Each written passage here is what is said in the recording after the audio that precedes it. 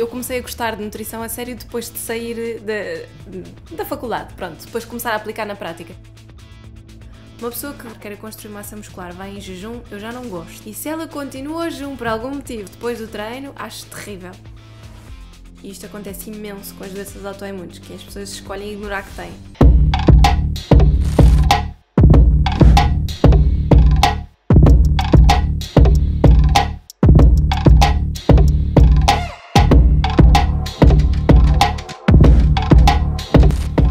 Bem-vindos às Conversas da Elite, hoje com Mafalda Rodrigues de Almeida, nutricionista especialista em doenças autoimunes, saúde gastrointestinal, e tem sido aqui uma das questões muito frequentes, acaba por ser as causas que estão por trás de determinadas doenças autoimunes, a influência da alimentação, a influência da emoção, a influência do nosso estilo de vida, e por isso nada como trazermos aqui uma especialista que nos possa trazer e dar algumas luzes de como viver melhor, apesar de eventuais patologias que possamos ter, e todos temos os nossos desafios. Sem mais delongas, vamos então conhecer a Mafalda. Olá, David. Obrigado por estares aqui hoje connosco, mesmo depois do desafio com o parquímetro. Sim, Estávamos a falar em off, que é um desafio comum aqui com os convidados, porque a malta não sabe, vocês calhar não estão a par, mas aqui no Montijo, mesmo ao lado do ginásio, nós temos um parquímetro que tem os os equipamentos para pôr as moedas, só que não funcionam. Então é um parquímetro à grande, que a malta vem e não paga parquímetro. Só que o pessoal chega sempre a tentar meter nas máquinas, porque é o desafio do costume aqui. Até que às vezes me digam: David, olha, mas estes parquímetros pagam só? Não, é que eu não consigo. Não se pagam. No Montijo, vocês já sabem, pelo menos à data de hoje, estamos em julho, precisamente, até julho de 2024 não se paga parquímetros aqui no Montijo. Bom saber. Pronto, fica a informação, porque realmente isto traz muitas questões. Em relação aqui àquilo que tu fazes, ao teu percurso, e quem é a Mafalda? Olha, eu acho que em termos de percurso eu comecei eu acho que um bocadinho como toda a gente começa na nutrição, a gostar muito da parte da área clínica. Eu fui para a nutrição porque gostava imenso da relação entre aquilo que nós comemos e a nossa saúde, não necessariamente por gostar de calorias, por ter nenhum tipo de distúrbio alimentar, não tenho esse género de historial, mas porque sempre achei muito interessante como é que aquilo que nós comemos diariamente, que são todos os dias escolhas a toda a hora, e como é que isso influencia a nossa saúde. E depois de que forma é que também as emoções e o nosso trabalho, o sono, tudo isso também influencia como nós fazemos essas escolhas alimentares. E falo disto muitas vezes, eu não gostei nada do curso, eu comecei a gostar de nutrição a sério depois de sair da faculdade, pronto, depois de começar a aplicar na prática, porque eu achei o curso, já na altura, achei que eram ensinados muitos princípios importantes, mas depois muitas mensagens passadas que eu acho que já se ultrapassaram, e espero que hoje em dia os programas académicos sejam um bocadinho mais atualizados nesse aspecto. E depois a vida foi-se proporcionando para que eu viesse trabalhar mais para estas áreas de saúde gastrointestinal, para a parte das doenças autoimunes, não só por ser um interesse pessoal, mas por serem áreas que, de repente, quando tu começas a estudar, começas a ter cada vez mais clientes nessa área, depois uns passam para os outros, tu começas a continuar a comunicar, só tens tempo para estudar aquilo porque é tudo o que tu trabalhas e, de repente, tornas-te uma pessoa que só está a ir por aquele caminho, e acho que, para mim, foi um bocado assim que as coisas aconteceram. Achei muito interessante uma frase que utilizaste, que foi não teres entrado na nutrição necessariamente por teres algum tipo de patologia, transtorno nessa área, porque é comum, e já tivemos aqui algumas partilhas nesse género, de nutricionistas que entram nessa área e querem se tornar, no fundo, tão boas nessa área, precisamente por algum tipo de transtorno que tiveram no passado. E querem aprender a combater isso, ou até mesmo algum tipo de doença, enfim. E achei muito curioso deixar logo isso claro, porque imagino que seja se calhar uma questão que as pessoas põem, não? Do pessoal querer saber o que é que houve para te motivar a entrar na nutrição, e realmente foi o teu interesse pela nutrição e o bem-estar. Sim. Foi essa a tua motivação na altura? Foi. Eu acho que há muitas estratégias que depois de discurso que as pessoas vão usando, e às vezes eu digo isso só mesmo para as pessoas perceberem que o que me motiva não é ajudar-me a mim, se é que isto pode ser de alguma forma importante ou não, mas no sentido em que eu não escolhi o meu percurso profissional para me ajudar a mim mesma. Eu escolhi o meu percurso profissional já com uma visão de puro interesse no impacto que as coisas tinham. E acho que isso faz com que isso continue a ser o meu main driver para continuar a estudar hoje em dia E acho que isso é muito giro. Por exemplo, há muitas doenças inflamatórias intestinais, muitos problemas intestinais que eu não tenho e que são a maior parte dos meus casos em clínica e que são das coisas mais giras e que eu mais estudo. E não tenho nenhuma relação pessoal com isso. Por um lado é bom porque me tira uma espécie de carga emocional com as coisas, por outro obriga-me a querer estudar mais e entender mais o paciente. Mas que é giro, pronto. Todas as motivações são válidas, mas às vezes gosto de explicar isso porque muitas vezes as pessoas perguntam: mas porquê é que estás sempre a estudar?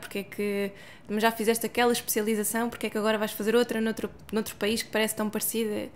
E às vezes tem a ver com isso, porque podem ser inputs completamente diferentes, médicos que estudaram linhas de pensamento diferentes, e isso pode ajudar muito a tu compreenderes melhor ou fazeres outro protocolo que se calhar não é feito cá e que se calhar vai ajudar aquela pessoa.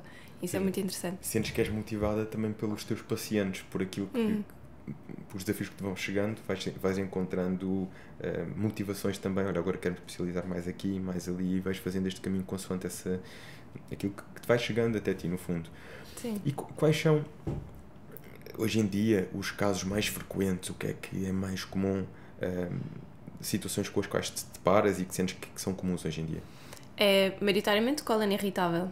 Cada vez há mais, embora os dados o que nos dizem é que existe uma incidência de 10% na população portuguesa. Parece que é pouco, e eu tenho noção de que trabalho muito num nicho, mas de repente o meu nicho, eu não tenho mãos a medir na quantidade de pessoas que têm estas queixas, e às vezes tu pensas: mas isso é assim tão nicho? Como é que é possível haver tanta gente com estes problemas? Que é basicamente barriga constantemente inchada, as pessoas sentirem: eu às vezes bebo água, ainda não comi nada, bebo água e já tenho a barriga inchada. Isso acontece muito nas senhoras, não é? Imenso. Acorda com a barriga lisa e à noite já tem a barriga super inchada. Depois, associada a isso, e as pessoas nem associam, mas em quase todos os quadros destes tens pessoas que acordam e dormiram 8 horas e acordam e sentem-se exaustas, não têm energia nenhuma, queda de cabelo, baixa ferritina, pronto, tens muitos sintomas muito comuns. E este é assim o quadro principal. E depois há outras doenças intestinais um bocadinho mais complexas, as doenças de Crohn, as colites, etc. E muitas vezes também associados a quadros parecidos com cólon irritável, que não são cólon irritável, mas que são gastrites. Só que a gastrite não está aparentemente a dar manifestações, a pessoa não sente, por exemplo, azia, refluxo, etc. Mas o intestino está todo embrulhado. E a pessoa descarta completamente a gastrite, que é um erro, porque o problema não começou no intestino, começou no estômago, e está a sobrecarregar o teu intestino. Então esta questão de ter a barriga inchada, não conseguir digerir, tem a ver precisamente com as gastrites. E portanto há muita confusão, é uma área que é preciso tu ouvires muito. Eu faço muitas perguntas, muitas vezes atraso-me até nas consultas, já pensei várias vezes em fazer consultas maiores, tipo 2 horas ou assim, porque eu faço muitas perguntas para tentar perceber de onde é que vem o problema. Quase uma mentoria, então. É quase, mas é preciso tu perceberes, porque às vezes a pessoa foca-se tanto no intestino que se esquece de contar o resto, e tu de repente começas a descobrir camadas e camadas de complexidade, de coisas que a pessoa está a ignorar e que, na verdade, há 3 anos tive uma gastrite, tive uma H. pylori, fiz o tratamento, está resolvido. Não está. Tu mataste uma bactéria, mas não trataste a gastrite. Portanto, há assim muitas coisas que depois é preciso ir desembrulhando. É giro. Então vamos começar a desembrulhar algumas, e eu tenho certeza que vou adorar esta conversa, até porque tocaste logo aqui em alguns pontos que são muito comuns e que nós ouvimos, que é: eu acordei de manhã, bebo água e já sinto a barriga inchada. A queda de cabelo também nas senhoras: estou a passar uma fase, estou com muita queda de cabelo.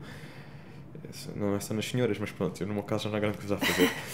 E vai havendo assim situações destas que parecem coisas simples do dia-a-dia, mas que às vezes há uma causa mais profunda por trás. Já para não irmos então às doenças de Crohn e tudo mais, que temos tempo para lá chegar. Mas assim, destas coisas que sentes que são mais frequentes, geralmente o que é que identificas? Quais são estas perguntas que tu fazes? E o pessoal que está lá em casa, que neste momento está a pensar: ok, se calhar estou a fazer a pergunta errada quando sinto alguma coisa deste género. Quais são as perguntas que achas que são importantes nós termos em mente para conseguirmos perceber de onde é que poderá vir e atuar? Eu acho que primeiro é preciso sempre, se estivermos a pensar numa pessoa que nos esteja a ouvir, é preciso sempre a pessoa pensar no seu historial.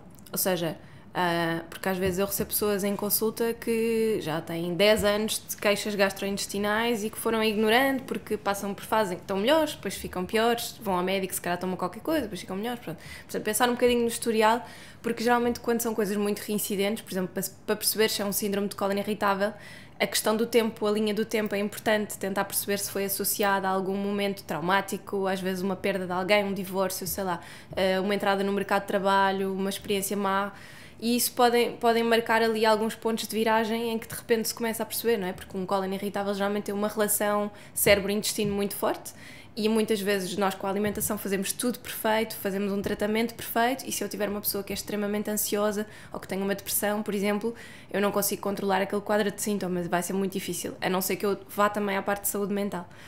Depois é preciso também a pessoa perceber se tem sintomas gástricos ou não. Então, por exemplo, se há um historial, mais uma vez, ires à tua linha do tempo, perceberes, olha, já tive alguma vez que me foi detectada uma gastrite ou não, ou há períodos em que a pessoa possa ter tido azia, refluxo, porque isso identifica logo alguma coisa que no estômago não estava bem. E o tubo digestivo é um tubo, não é? Só que uma questão, Mafalda, dizes que geralmente pode haver associação uns meses antes com uma situação mais traumática da sua vida que possa depois dar origem então a estas situações. E isto geralmente está ligado com a parte digestiva ou intestinal, estes impactos mais traumáticos. Sim, exatamente. Ou seja, imagina que foi uma pessoa que perdeu um ente querido, pronto.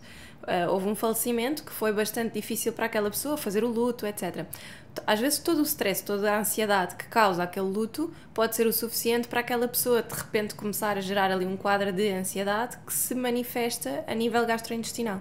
Como existe uma ligação, há um nervo que nós temos que é o nervo vago, que liga basicamente diretamente o cérebro ao intestino.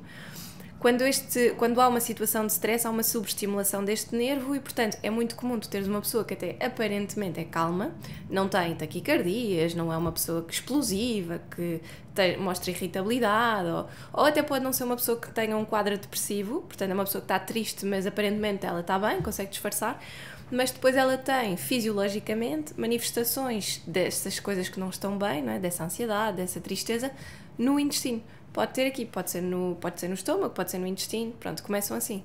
E podes ter uma pessoa que simplesmente tem o inchaço, mas não tem dores, podes ter uma pessoa que tem dores e inchaço, podes ter uma pessoa que qualquer coisa que coma parece que tudo lhe faz mal. Portanto, há muitos quadros depois diferentes, mas geralmente eu tento sempre com a pessoa fazer um histórico, tentar perceber se há ansiedade, se há perdas, se há alguma coisa que ela possa associar a alterações. Costuma haver muitas vezes? É quase sempre. Depois tens outras questões que são, às vezes, pessoas que já nasceram com aquela predisposição. Por exemplo, se eu tiver um bebê que nasce de cesariana, este bebê não recebe a flora vaginal da mãe, ou seja, aquelas colónias de bactérias todas que a mãe tem dentro do seu corpo. Como o bebê é feita uma incisão num ambiente esterilizado, ele é retirado, ele não recebe muitas bactérias que são importantes da mãe. Isto significa que, naturalmente, aquele bebê, criança, adulto, vai ser uma pessoa que tem uma informação genética em termos de flora mais curta e se calhar mais propensa, e aquilo que a ciência nos diz é isto, mais propensa a de futuro vir a desenvolver síndrome de cólon irritável ou problemas intestinais. Mas claro que isto não é uma sentença, isto é uma coisa que tu vais melhorando. Depois imagina que isto é uma criança que ao longo da sua vida vai sendo mais ansiosa, ou que sofreu bullying, ou que passou por uma coisa mais traumática, lá está, numa adolescência, etc., uma perda, sei lá, ou um adulto que de repente passa por um divórcio. Basta tu teres um pequeno gatilho, que às vezes é um nascimento por cesariana, e várias coisas ao longo da vida que de repente podem fazer com que se forme ali um quadro muito propenso. Imagina, a minha filha, mais nova, nasceu de cesariana, ela já teve 5 otites a ter que tomar antibiótico. É um bebê que vai ter uma propensão, de futuro, não é? Em criança, em adulto, em ter um cólon irritável gigante. Porque com este histórico todo de antibióticos tão pequenina, eu estou a destruir a flora intestinal dela, não é? E, portanto, o que vale é que tem uma mãe nutricionista para ajudar. Sim, o que vale é que ela tem uma mãe muito alerta para essas situações, mas às vezes, eu sinto-me muitas vezes quase de mãos atadas, não é? Porque é do estilo, se eu não der o antibiótico, ela tem aquelas otites que deitam pus, pronto, aquelas coisas dos bebés, portanto, se eu não der o antibiótico eu posso colocar a audição dela em risco, então todos os médicos dizem, olha, em termos de custo-benefício, mais vale não colocar a audição dela em risco, e o intestino é uma coisa que tu consegues programar melhor, e a imunidade, e vais controlando. E tu pensas, ok, certo, faz sentido, não é? É mais fácil tu reprogramares uma flora intestinal do que, se calhar, recuperares uma audição. Então são sempre decisões complicadas e às vezes é uma coisa que eu partilho com os pacientes e que as pessoas me vão contando, quer dizer, é muito difícil enquanto pai ou enquanto adulto teres que tomar decisões sobre os filhos e pensas na mesma coisa sobre os teus pais. Imagina, há não sei quantos anos atrás não havia esta informação toda, os pais continuavam a dar o seu melhor, os médicos faziam o melhor que sabiam também e claro, tu culpas muito, é muito fácil hoje em dia os discursos que nós ouvimos culparem o uso excessivo de antibióticos e etc. E tu pensas, ok, mas fazias o quê? Comprometias a saúde daquela criança? Então é difícil, não é? Há correntes muito extremistas, há muita informação. Então, muito do trabalho que eu às vezes tento fazer com as pessoas é mostrar-lhes isto. E lá está, e entra depois aquela parte da tua perspectiva pessoal, neste sentido em que tu dizes, olha, eu também me vi nesta situação e tu percebes que é difícil. Às vezes digo às pessoas, olhem, quanto mais sei sobre intestino, mais me sinto aquela pessoa que hoje em dia me sinto enquanto mãe a morder a língua muitas vezes a coisas que pensas, não, aquilo é pieguice, ou não, quando for a minha vez não vou fazer assim. E pensas, não, vais fazer igual. É um bocado assim. Isto depois também é outro tema interessante, que é perceber esta parte da educação alimentar em criança, porque lá está, as crianças também naturalmente depois começam a querer e a pedir algumas coisas que às vezes dá muito que pensar na parte dos pais, ok, mas vou dar o doce, vou dar o açúcar, vou evitar, qual é que é a tua perspectiva sobre isto? Até que idades é que deve haver assim um cuidado maior com essa vertente? Olha, eu acho que não vou ser a pessoa que te vai dar a resposta que talvez a maior parte das nutricionistas hoje em dia, daquilo que eu ouço à minha volta, concordem, mas eu sou zero extremista nestas coisas. Ou seja, eu acredito que uma boa relação com a alimentação se constrói desde o momento em que tu começas a comer. E isto é nos bebés. E a minha filha mais velha é super difícil, ela não gosta de comer, não tem interesse na comida, não quer saber. É do estilo, é aquele bebé que tu dizes assim, olha, não queres jantar? Não vai jantar. Não queres este prato estar aqui à tua frente? Não vais jantar, vais para a cama com fome. Ela está-se a borrifar, ela vai para a cama com fome e no dia a seguir come um pequeno almoço, sabes? É este género de criança. O que para um pai ou uma mãe é super frustrante. Porque tu pensas, vai ficar com fome, vai ficar desnutrida, vai ficar não sei o quê. Tu pensas, não, nenhuma criança morre à fome com comida à frente. A minha perspectiva nestas coisas é muito assim, ok, se tu queres ter uma relação segura, tranquila com a alimentação, se queres que a tua filha seja assim, tu vais ter que ter aquele sangue frio de pensar, tu ofereceste o que há para comer, ela não mostra sinais de ter interesse, mas também não mostra sinais de fome, ela está bem, ela come quando ela tiver fome. Da mesma maneira que se ela come 100% saudável em casa no dia-a-dia, se ao fim de semana tens um avô ou uma avó que quer oferecer umas bolachinhas... Normalmente são os avós e as avós. É sempre assim. Mas se tens, pensas assim, ok, eu cresci com estas pessoas e eu estou aqui e sou saudável e está tudo bem, e se ela tem uma alimentação que é sempre saudável em casa, por que não ter uma coisa e poder provar outras coisas que se calhar não são assim tão saudáveis de vez em quando? Por isso é que eu digo, isto é um bocadinho controverso. Existem muitas correntes, eu tenho amigas que são completamente o oposto, dizem, não, se os meus pais quiserem dar um chocolate e eu não quiser que esta criança de 2 anos coma um chocolate, eu digo que não e não. Eu não sou assim, porque eu acho que faz parte do charme de ser avô querer dar uma coisa que os pais não dão. Faz parte daquela ligação gira que os miúdos têm com os avós, saberem que aquele é o avô que dá os chocolates ou que dá as bolachas. As memórias que te criam. Sim, porque eu penso muito nisso. Tu constróis uma relação, nós culturalmente somos todos muito ligados a isso, não é? E a alimentação não são só calorias. A alimentação é memória, traz-te muitos momentos, muitas ligações, e comer é muito emocional. E eu vejo cada vez mais isso pela parte gastrointestinal, não é? Que quanto mais estressada está a pessoa, quanto mais ansiosa, pior vai ser a digestão dela. Às vezes só quase aquele efeito placebo do estilo. Estou ansiosa, se calhar isto vai-me correr mal, e corre mal de certeza. Sabes? Vamos já a esse ponto, Mafalda. Eu queria só aqui voltar ainda à parte da criança, porque realmente acho uma perspectiva muito equilibrada do género. Tem que haver um momento para tudo, não é? E disseste aquele exemplo, se come 100% durante a semana, se no fim de semana está com o avô ou com a avó e vai comer um doce ou um chocolate. A minha questão aqui eu acho que isto também são as questões que depois vêm de parte das pessoas que defendem que até uma certa idade não se deve dar o chocolate ou o doce ou o bolacha. A criança, será que sabe que aquilo vai ser prazeroso se não tiver esse conhecimento? Ou seja, se em casa é educada sempre a comer as papas caseiras, o 100% saudável, o que é equilibrado, e se não tem acesso a esses doces, se nunca teve acesso a esses doces, será que ela vai sentir essa vontade de doces ou desejo até começar a experimentar? Não, normalmente não. O que eu noto pelas minhas filhas é que elas são atraídas por esse género de coisas, e mesmo não sabendo. Por exemplo, imagina, a minha filha mais nova começou a comer bolachas para aí, sei lá, com 1 ano e meio ou assim. Ela não faz ideia que aquilo é uma bolacha, que é doce, o que é que sabe, mas ela olha para aquilo e quer. Mas talvez isso não esteja associado a uma memória que ela criou da primeira vez que lhe deram a bolacha, se calhar um dia que ela não queria comer e deram-lhe a bolacha. Não, ela não sabe o que é do nada começou a querer curiosidade em sim. experimentar. Eles veem bolos numa pastelaria ou assim. Eu acho Eu não sei, Talvez o visual biologicamente, também. sim, nós comemos com os olhos, não é? Sim. Os doces e os bolos de uma forma geral também são mais apelativos. Portanto, eu acho Até o acho contexto, que se tem a calhar ver vem com alguém isso. tirar, querem também, não é? Às vezes em contexto de família, de convívio. Sim, acho que até pode ser aquela coisa, enquanto bebês eles são esponjas, não é? Portanto, se eles veem que os adultos estão a comer e eles não, se calhar também criam aquela curiosidade do fruto proibido é o mais apetecido, não sei. Lá está, se calhar nós para podermos criar este tipo de regras, digamos assim, numa fase inicial, temos que ser o exemplo, não é? Porque Sim. dizer, não, o meu filho até aos 2 anos não toca em doce, mas depois nós comemos doce, eles vão ver e depois vão ficar frustrados, porque então porque é que eu não posso experimentar se eu estou a ver o pai, a mãe, o avô, a avó a tirar, não é?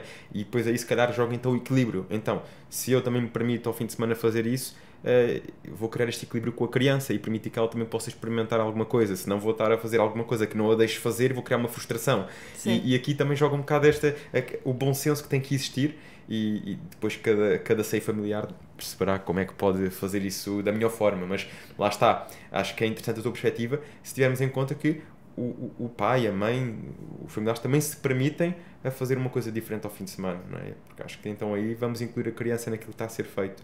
Se for para um movimento mais extremista de não, até aos X anos não toquem doce, então temos que ser os exemplos. Temos que ser os primeiros a dar o exemplo, porque aí sim vai ser fácil. Se a criança não vir, não tiver acesso, então vai ser mais fácil. Sim, não é? se não existe nunca, quer dizer, embora não exista em casa e depois existe na escola, não é? Porque depois tens essa pressão de ou são as festas de anos, ou no dia em que alguém faz anos leva-se um bolo, portanto, isso também é importante. Eles cantam os parabéns com o bolo à frente, mesmo que seja para as educadoras.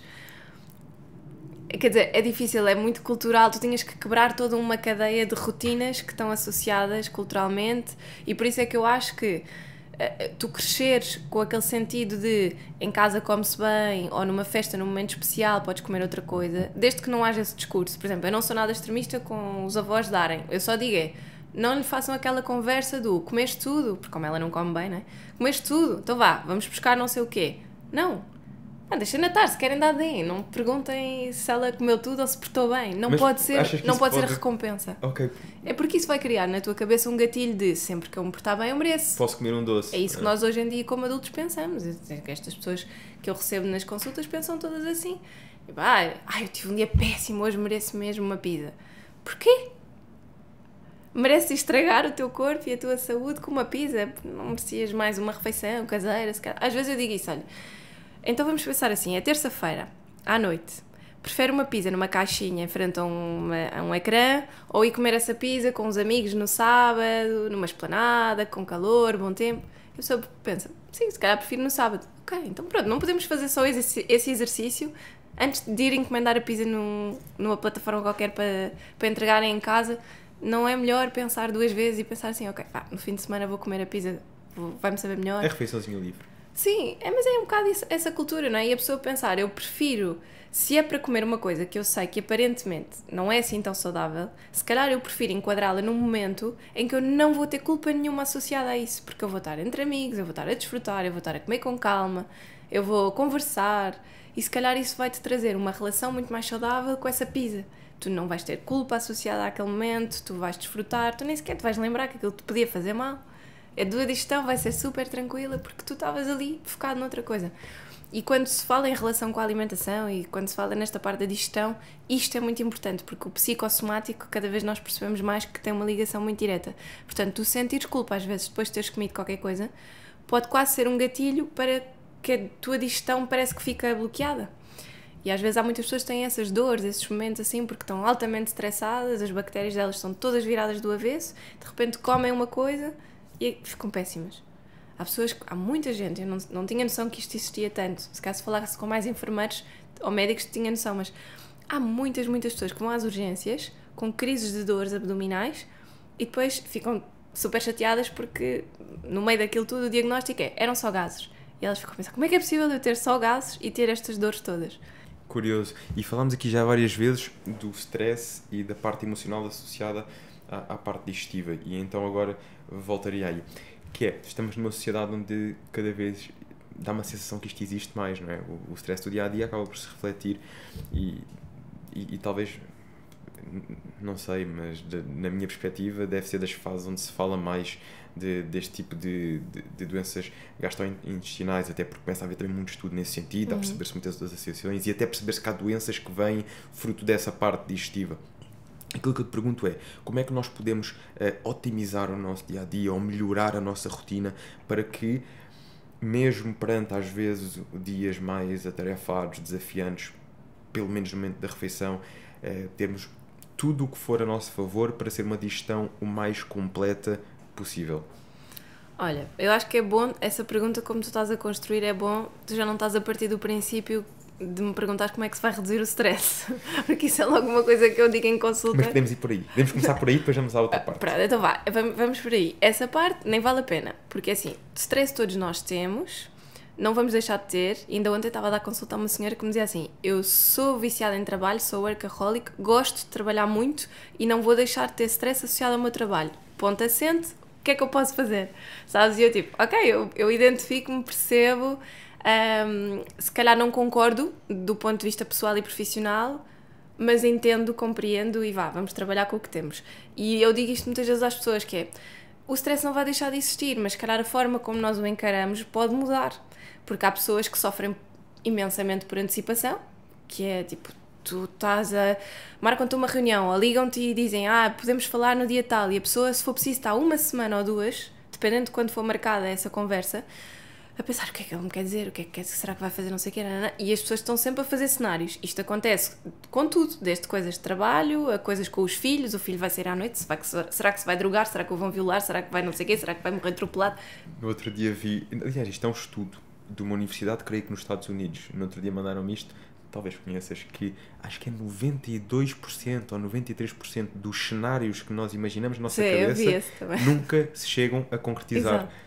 Ou seja, nós temos esta tendência, não é? Tu o filho sai, vai acontecer 300 coisas e afinal, a maior parte das vezes não acontece absolutamente nada. Imagina, 92% do stress que tu tens pode não existir. É exatamente, está tudo Às vezes é só isso que eu digo às pessoas, que é, vamos pensar nas coisas de uma outra forma. Vamos olhar para os cenários. O que é que me está a causar ansiedade neste momento? O que é que eu posso controlar? Nesta reunião, o que é que me podem dizer? Podem-me dizer isto. Então, como é que eu me vou preparar? Ok, se acontecer o cenário tal, eu vou pensar nestas respostas. Se acontecer o cenário o outro, eu vou pensar nestas. Assunto resolvido, quando chegar à reunião, logo me continuo a preocupar. E às vezes nós só temos que ser mais pragmáticos, não é? Assim, não vou estar a sofrer por antecipação, eu já sei o que é que eu vou responder nos dois cenários. Se acontecer este, pode ser mais chato. Já tenho a minha resposta. E às vezes o problema é isso, é ficarmos a ruminar. Eu digo sempre isto às pessoas, nós temos pensamentos ruminativos. Tipo as vacas, não é? Imagina, as vacas têm 4 estômagos, nós só temos um, nós digerimos uma vez, elas digerem 4 vezes. Imagina o que é, tu tens um pensamento, supostamente já o arrumaste, depois voltas lá, ficas ali, parece que já arrumaste, depois voltas lá outra vez. Mas isto é muito stress que não precisas ter, portanto, ele não vai deixar de existir, mas isto é um princípio, que é nós pensarmos o que é que podemos fazer. Depois, a maior parte de nós, e olha, eu tenho este desafio desde que fui mãe, que é, o meu dia, quase não existe dia sem eu estar a ser mãe, porque imagina, eu acordo sempre com uma delas, acordam-me primeiro com o meu despertador, depois eu começo o dia, vou levá-las à escola, volta para casa, trabalhas tu, tens o teu stress, volta para casa, foste buscá-las, é tomar conta delas, e às 9h30, quando elas vão as duas dormir, eu já estou tão cansada que eu só quero ir para a cama. Portanto, eu digo que o meu dia acaba e não existe dia sem elas por causa disso. Ou seja, muitas vezes nós não temos tempo para nós. Depois, às vezes, o dia acaba e tu estás tão cansado, a tua cabeça só quer é parar, que tu, pronto, vais fazer scroll nas redes sociais, a cá ver, vou fazer uma coisa que eu não tenho que pensar. Eu já nem vejo séries nem filmes, porque às vezes eu penso, eu quero ver um documentário super interessante, mas eu nem tenho cabeça para assimilar aquele documentário, sabes? Portanto, nós não temos tempo para nós. Às vezes só fazer, tipo, 15 minutos de uma coisa que é o David, antes de ser o que quer que seja. Antes de pensares no podcast, no teu trabalho, na tua família, é só tu. O que é que te dava mesmo prazer? O que é que tu gostavas mesmo? E nós não temos hoje em dia esses escapes. Pronto, claro que uma pessoa que treine ou que faça exercício, etc., consegue de certa forma ir buscar esses bocadinhos, eu vou buscar esses bocadinhos aí, mas às vezes esses bocadinhos de treino eu encaixo no meu dia de trabalho e então eu vou a correr e digo, ok, tenho que ir, depois quando está na hora de acabar o treino, ok, agora tenho que despachar para fazer mais não sei o quê, que parece que aquele momento nem sequer passa a correr. Sim, passa a correr, eu treinei, mas eu depois já estou focada no que é que eu vou fazer a seguir, parece que nem desligo. E então, eu por exemplo gosto imenso de ler, eu todos os dias obrigo-me, ok, vais para a cama, acabou o scroll, desligas os dados, telefone fora do quarto e vais ler um bocado. E às vezes as pessoas não estão despertas para estas pequenas coisas. Às vezes estão 1 hora em scroll no telemóvel, que podiam ter aproveitado em tempo para ver uma série, para ler, para fazerem coisas que elas gostam, e não fazem porque... Ou, por exemplo, a taxa de divórcios é elevadíssima, muitas vezes porque nestes momentos está cada um no seu telemóvel a descansar a cabeça e não estão a partilhar coisas do seu dia, a namorar, sei lá, como é preciso. E, portanto, às vezes as consultas que supostamente seriam nutrição, e por isso é que eu digo que é preciso 2 horas de consulta, passam muito por ter esta conversa com a pessoa e procurar caminhos que te possam ajudar a que o teu stress, de certa forma, não vá estar a despoltar constantemente estes problemas. E o que é que eu vejo? Que muitas vezes pacientes meus que, imagina, há 2 anos fizeram todo um tratamento intestinal, ficaram ótimos, se for preciso 2 anos depois voltam com as mesmas queixas e à espera que eu lhes vá fazer a mesma terapia, digamos, alimentar, e eu não vou aí outra vez, porque eu começo a perceber que o que eles fizeram foi mudar todo o estilo de vida. Eles estavam super bem no stress, estavam super bem no sono, dormiam, etc. E depois de repente o que mudou foi isto. Ou foram pais, ou de repente já não estão a dormir tão bem, ou mudaram de trabalho, estão com mais stress, ou de repente o pai está doente, ou a mãe está doente, portanto têm outras preocupações e começam outra vez os sintomas. Portanto, eu acho que muito do otimizar a tua digestão, otimizar a tua absorção de nutrientes, otimizar a tua performance, pessoas que estão travadas, não conseguem perder peso, às vezes é só isto, é mudar coisas que não são óbvias, que vão além daquilo que é óbvio, e é o teu estilo de vida. Porque eu tenho imensas, a maior parte das pessoas que me procuram têm uma boa alimentação. Não são pessoas que se enchem de ultraprocessados, não são pessoas que bebam álcool todos os dias, não fumam, não são pessoas que elas próprias dizem, a primeira coisa que elas dizem, eu não sou uma pessoa não saudável, eu até treino, eu durmo bem, porquê é que eu não consigo perder peso? Porquê é que eu não consigo estar bem? Porquê é que a minha digestão está toda embrulhada? E é isso, é ir além do óbvio. E geralmente é aí que encontras as respostas, não tanto na alimentação, mas no estilo de vida, na rotina. Mais no estilo de vida, mas a alimentação também, não é? Porque imagina, se for uma pessoa que esteja mesmo a começar, lá está estes casos, imagina que foi uma pessoa que até teve uma gastrite, etc. Tu tens que ir otimizar aquele pH daquele estômago. Provavelmente as pessoas pensam muito, não, mas se eu comer coisas ácidas, etc, e ficam mais azia, mais refluxo, o pH do estômago é suposto ser muito, muito ácido. E muitas vezes o que acontece é que ele se torna menos ácido e, portanto, a digestão não é tão eficaz, não produz tantas enzimas. Portanto, é preciso trabalhar a alimentação para que isso mude, perceber o que é que tu comes a que horas, porque às vezes até comes bem, mas podes comer mais quantidade do que devias, até podes comer tudo bem, mas estás a comer coisas que não devias, por exemplo, à noite, que é uma altura em que isto é um tubo, não é? E às vezes eu digo, isto é um tubo que termina num balde. Tu às vezes já encheste tanto o teu balde, está no limite da capacidade, que tu não consegues acordar com uma barriga lisa de manhã, ou não consegues não ter inflamação de manhã, porque não só encheste demasiado o teu balde, como ainda dormiste mal ou pouco, e tens bactérias que são notívagas e precisam de 8 horas de sono para conseguirem fazer o seu trabalho, como depois de manhã, se for preciso, acordas e fazes tudo a correr, não tens tempo para ti. Portanto, o teu intestino fica todo embrulhado por causa disso. E às vezes é comer um bocadinho menos à medida que a tarde vai diminuindo, não é? Comeres um bocadinho menos, jantares se calhar mais leve, e não é comer uma sopa, é comer como deve ser, mas comer menos quantidade. E fazeres esta gestão e às vezes trabalhares estes pequenos pontos para que a pessoa de facto consiga perceber, ok, eu já consigo ir para a cama e sinto que tive uma digestão completa, não me estou a ir deitar com dores, com a barriga super inchada, desconfortável, ou não estou a escolher roupa em função do que eu sei que me vai magoar, ou não estou a seguir à hora do almoço a desapertar o botão na secretária às escondidas, que é para ver se ninguém me vê no escritório com o botão das calças desapertado, como isso acontece muito. E portanto estas coisas tu tens que jogar um bocadinho com os dois, mas aquilo que eu noto é que às vezes, em determinados casos, o estilo de vida tem mais impacto quase do que a alimentação. E até mesmo naqueles casos em que há aquelas queixas típicas de beber água e ficar logo com a barriga inchada e tudo mais, isso vem também do stress durante a noite? Sim, isso é um tubo digestivo altamente inflamado, portanto já vem de tudo. Já é uma pessoa que tem uma flora intestinal completamente trocada, tens se calhar muito mais bactérias patogénicas do que as outras. Basicamente o que acontece é quase como se tu, ao beberes água, estás a ativar a tua digestão e basicamente é quase como se tu acordasses o dragão lá dentro, não é? Portanto, ele só ficou adormecido porque de repente ficou em jejum durante uma data de tempo e depois, quando tu bebes água, podias beber um café, podias estar a comer outra coisa qualquer, acordas e de repente... E isso é o quê? São as bactérias mais fermentativas, podem ser fungos, podem ser vírus, podem ser coisas que no fundo estão a produzir muitos gases e retêm mais água, porque para digerirem as coisas que tu comes, elas precisam de água, então retêm água e produzem gases e por isso é que o teu intestino começa a dilatar. Portanto, há pessoas que dizem assim, a minha barriga até não está muito inchada, mas faz imensos barulhinhos. Portanto, esses barulhinhos é o ar e a água que estão dentro do intestino a passarem. Então há muitas associações, às vezes até são pessoas que não têm a barriga inchada, mas depois queixam-se, têm fissuras, têm hemorroidas, ou são pessoas magrinhas, aparentemente está tudo a funcionar bem naquele corpo, mas são altamente obstipadas. É a mesma coisa, a tua flora não está bem, tu não estás a ter rotinas, por exemplo, às vezes eu digo, mas tem uma rotina de casa de banho? Mas uma rotina de casa de banho? Mas que chatice, eu não tenho vontade, para que é que eu me vou sentar na sanita? E eu estou, mas se não sentar na sanita também não vai fazer nada. Eu só, mas é uma chatice. Às vezes digo assim, é preferível sentar-se 10 minutos na sanita e esperar que o seu intestino funcione do que ir correr uma maratona, certo? E às vezes é pôr as coisas em perspectiva, quer dizer, 10 minutos sentado na casa de banho, na sanita, é, por exemplo, a técnica mais básica que existe para tu pôres uma criança que seja obstipada, é criares uma rotina, tipo, vem da escola, sanita, 10 minutos, está ali, ela pode estrabuchar o que ela quiser, mas começa a ser uma rotina, basicamente é como se tu estivesse a dizer ao teu cérebro, está na hora, todos os dias isto, está na hora, e ele começa devagarinho a enviar os sinais ao teu intestino para que as coisas trabalhem para ali. Um intestino funcional normalmente funciona de manhã, biologicamente nós estamos programados para isso, que é durante a noite, são formadas as fezes, como deve ser, de manhã o teu corpo é suposto ter vontade, mas há pessoas que têm rotinas malucas de manhã, há pessoas que trabalham por turnos, portanto tens que tentar encontrar uma outra altura que funcione sempre.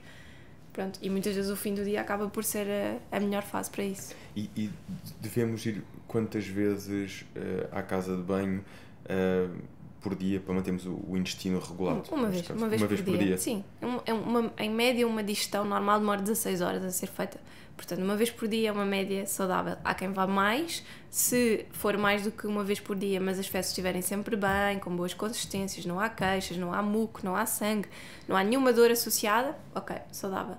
Se a pessoa vai muitas vezes, mas depois, como acontece muito em consultas, vai tipo 6 ou 7 vezes. Como ainda ontem falava com uma senhora que trabalha sempre a viajar de carro. Ela diz, é horrível, porque eu estou sempre no carro e eu às vezes preciso de ir 6 ou 7 vezes à casa de banho, é sempre fezes muito pastosas, é muitas cólicas antes de ir, e então é muito desconfortável, porque às vezes tenho que ir à procura de uma área de serviço ou de um sítio qualquer para ir e não consigo. Claro que isto não é saudável, não é? O intestino também está muito inflamado e está a ter respostas muito, muito rápidas, quase como se o teu corpo estivesse a rejeitar os alimentos que tu pões lá dentro.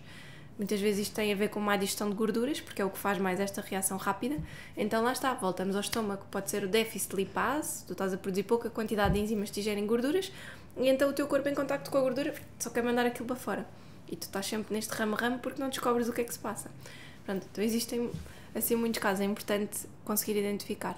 Quando identificamos que temos o intestino inflamado, o estômago, a parte intestinal inflamada e chegando ao ponto de ficarmos logo inchados pela água, por coisas desse género, a primeira coisa que recomendas é então abrandar o ritmo, perceber o que é que está a causar o stress no nosso dia-a-dia e depois como é que é feita aqui a reintrodução da alimentação. És, por exemplo, a favor de um jejum mais longo, de inserir algum tipo de alimentos e eventualmente restringir outro tipo de alimentos? O que é que recomendas nestes casos, agora olhando um bocadinho para a alimentação? Então, eu recomendo tudo menos ser autodidata nestas coisas. Ou seja, uma vez que não existem respostas generalizadas do que é que vai funcionar para ti, para mim, para o Pedro, toda a gente tem respostas diferentes, nós temos alguns protocolos que já vão sendo estudados a nível médico, conseguimos perceber, ok, aquilo que nós podemos aplicar para testar é este tipo de alimentação, em que no fundo nós tiramos vários alimentos. E normalmente quando eu digo para as pessoas não serem autodidatas, porque há aquele fenómeno que é agora tira o glúten, porque a minha amiga desde que deixou de comer glúten ficou muito melhor. A pessoa tira o glúten, não há melhorias. Isto não funciona, vou voltar a comer pão. Ok, vou voltar a comer pão. Não, tira o leite, porque o leite é que faz imensos gases. Ok, deixa de beber leite sem lactose. Pumba. Portanto, tu estás constantemente a fazer uma data de disparates que não te levam a lado nenhum. Tu, entretanto, já passou mais 1 ano ou 2, tu não tens nenhuma resolução dos problemas e só estás frustrado porque pensas, eu já tirei não sei o quê, e eu já tirei não sei o quê, e nada resulta, e o meu corpo não dá, e eu devo ter aqui alguma coisa, isto é hormonal, isto é o que as pessoas me dizem, isto é hormonal, eu não consigo. Pronto. Ou seja, o que eu digo às pessoas é, identificaste que há um problema, não é? tu estás a beber água e ficas com a barriga inchada. Algo se passa. Vai ter com quem sabe. Ponto número 1. Vai perceber o que é que tu tens que fazer. A nível de alimentação não há uma resposta certa. Há uma retirada dos alimentos todos que estão estudados no início e depois há uma introdução. E a introdução é que é a chave, que é, na fase em que tu tiras os alimentos, tu tens que atuar com tratamento. Ou seja, se tu tiras só os alimentos e não tratares o teu intestino que está inflamado, quando tu voltas a comer, voltas a ficar igual. Por isso, a pessoa que te vai tirar aqueles alimentos tem que ser a mesma pessoa que te ajuda a tratar o teu intestino. E montes de vezes nos protocolos uma coisa que me irrita imenso é as pessoas dizerem assim, não, deram-me este probiótico para eu tomar. Eu, porquê? Tu podes não precisar de probióticos, tu podes ter exatamente o contrário, que é tu tens bactérias a mais no teu intestino, tu não tens a menos, tu tens a mais, e portanto se vais dar probióticos tu ainda agravas os sintomas. Então irrita-me logo essa história de começarem com os probióticos, que é, vamos primeiro perceber o que é que se passa. Se calhar eu preciso só de enzimas, a minha digestão só tem que melhorar no estômago, e a partir do momento em que o meu estômago é eficaz, o meu intestino fica bem. Depois, a pessoa perceber que ao introduzir os alimentos tem que ser disciplinada, não pode estar a excluir, mas agora tenho uma festa, vou comer uma fatia de bolo e agora a família quer ir toda ao italiano, eu também vou. Não, se é para excluir, porque depois quando voltas a introduzir o teu intestino está perfeito para começares a introduzir. Durante quanto tempo é que se deve excluir? 4 a 6 semanas, normalmente. A fase de exclusão. A fase de introdução depois demora algum tempo, pode sempre depender de quão disciplinada é que a pessoa é, porque aquilo tem ritmos de introdução dos alimentos, depende da altura do ano, porque são muitos ainda os alimentos. Podes dizer alguns que nestes casos se deve logo excluir, sim, que estão olha, provados? Coisas que não são tão óbvias, e nós falámos do glúten e do leite, que é 100%. São os mais óbvios. São os óbvios. E o leite, atenção, é que não é tirar leite e pôr leite sem lactose. É tirar leite, porque o problema está na caseína e na lactose. Então, quando tiveres alimentos com caseína, vais continuar a ter estas reações. E por isso é que o leite sem lactose, o iogurte sem lactose alivia um bocadinho, mas não resolve. Continua a ter a caseína, não é? Exatamente. Ou seja, mesmo proteínas, por exemplo, as pessoas até tiram tudo, mas mantêm a proteína. Às vezes o teu corpo não tem intolerância para o whey, tens que ir para uma proteína vegetal. Ou uma de clara de ovo. E a proteína da carne? Ou da carne. Porque eu já tive pessoas com alguns desafios na parte intestinal, gastrite e tudo mais, que foi-lhes recomendado precisamente isso, ou proteína vegetal ou proteína da carne. Eu também gosto da albumina, do ovo. Do ovo, mas isto deve-se ao quê? Sobretudo ao facto de não haver vestígios de caseína. Não tens caseína, sim. Porque mesmo na proteína isolada pode haver alguns vestígios de caseína. Mesmo na hidrolisada pode ser um bocadinho...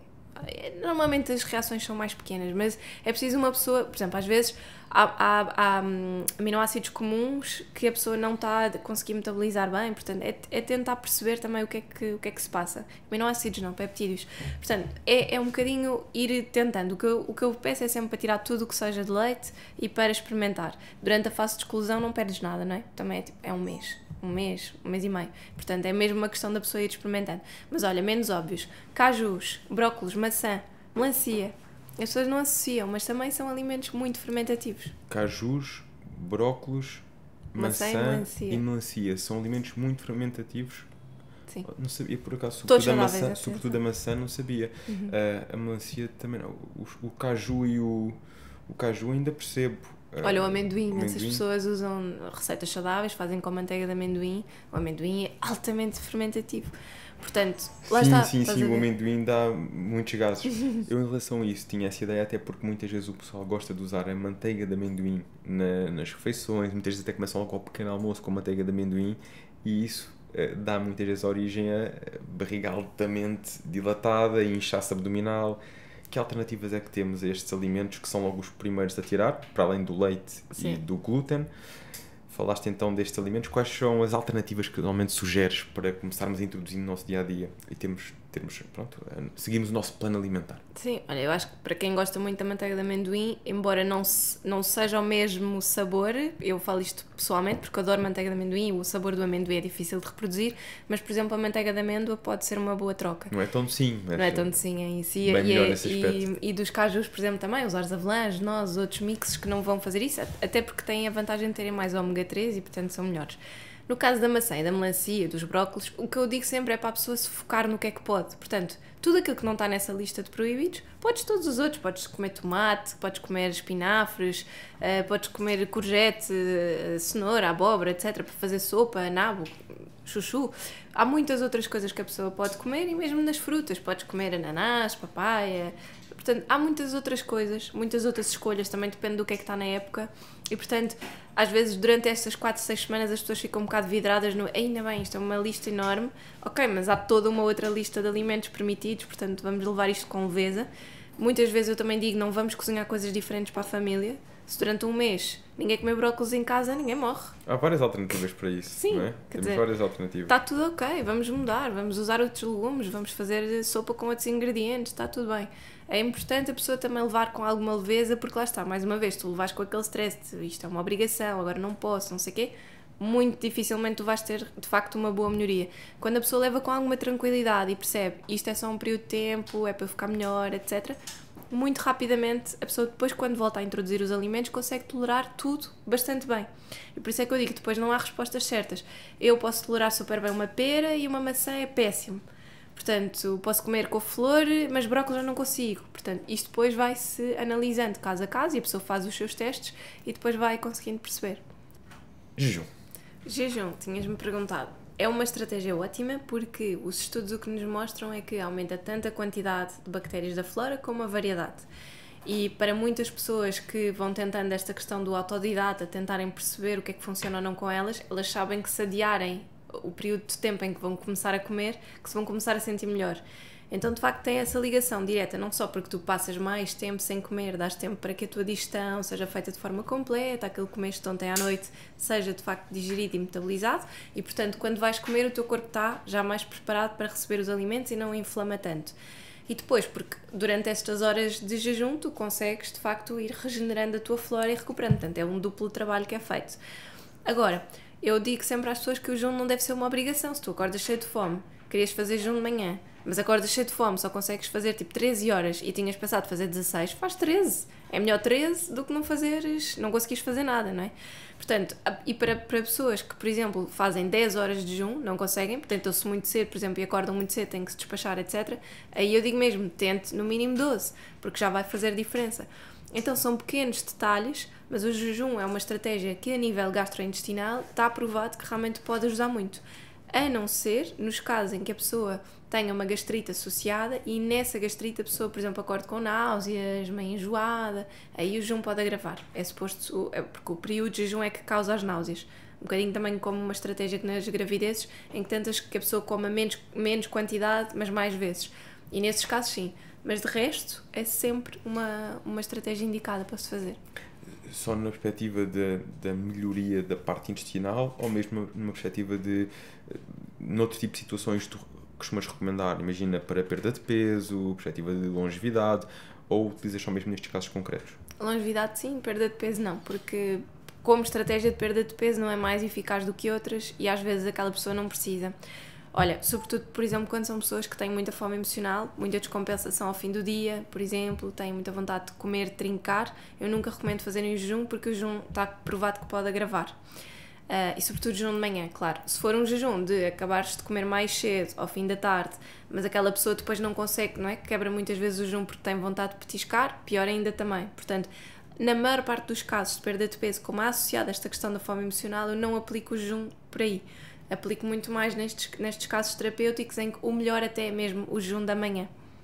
Que é mais fácil até também de fazer, porque nós acordamos, geralmente não temos tanta fome assim logo de manhã, Fala não é? por ti. Não sei, na maior parte das pessoas que eu pergunto tem mais facilidade em fazer o jejum de manhã do que ao final do dia. Eu não tenho fome para jantar, mas de manhã... Então, no teu caso fazes o jejum se quiser fazer, faço à noite, quando quiseres fazer. Sim. E na maior parte dos casos recomendas, conforme a pessoa se sentir melhor, ou tens um horário que recomendes? Sim, faz um certo sentido, aliás, assim aparentemente até faz mais sentido que nós não comamos tanto antes de dormir. A cronobiologia é o que diz, é jejum à noite, ponto. É. Exato. Só que lá está, imagina, se é uma pessoa que está a jantar em família, se tem filhos pequenos, tens que dar o exemplo, portanto o não jantar se calhar não é um ótimo exemplo e então muitas vezes não vou por aí porque tento também conjugar com o estilo de vida que aquela pessoa tem. Se for uma pessoa sozinha que tenha mais flexibilidade ou até uma pessoa que esteja a trabalhar, pessoas que trabalham por turnos e que se calhar até estão a trabalhar à noite e para elas é completamente indiferente, isso não, é mais tranquilo. Acho que é sempre uma questão de ver caso a caso e perceber. Agora, claro, o mais fácil é o que estavas a dizer, é a pessoa de manhã atrasar o período em que começa a comer. E jejum para construção de massa muscular? Com esse objetivo específico, não. Eu acho que tu consegues construir massa muscular de outras maneiras. Okay. Ou seja, nesse caso recomendas a distribuição diária de refeições? Quantas refeições por dia? Como é que vês normalmente essa estrutura quando o objetivo é construir massa muscular? Mínimo 3 refeições. E eu prefiro 3 boas refeições e evitar o andar sempre a petiscar, até porque é muito mais fácil controlar os teus níveis de insulina no sangue e, portanto, mesmo as próprias reservas de glucose que estão dentro de glicogênio, neste caso, porque é a energia que está dentro do músculo, tu consegues rentabilizar muito melhor dessa forma do que se estiveres sempre a comer 3 em 3 horas, etc. Agora, há pessoas que estão num extremo oposto, em que precisam de estar constantemente a comer e se calhar tu devagarinho tens que ir mudando primeiro o que é que ela come a cada 3 horas e depois vais melhorando essa parte. E depois devagar, se calhar ela de repente já salta ao meio da manhã, já aguenta bem até a hora do almoço, pronto. Porque o ideal era ter 3 boas refeições que te aguentassem bem, que fizessem uma boa distribuição. E isto mostra que tens eficácia do ponto de vista do metabolismo da insulina, menos resistência à insulina, o que é ótimo a nível de longevidade, e depois também que tens um bom mecanismo de cetogênese a par da insulina, né? Estás aí buscar gordura como fonte de energia para as tuas funções.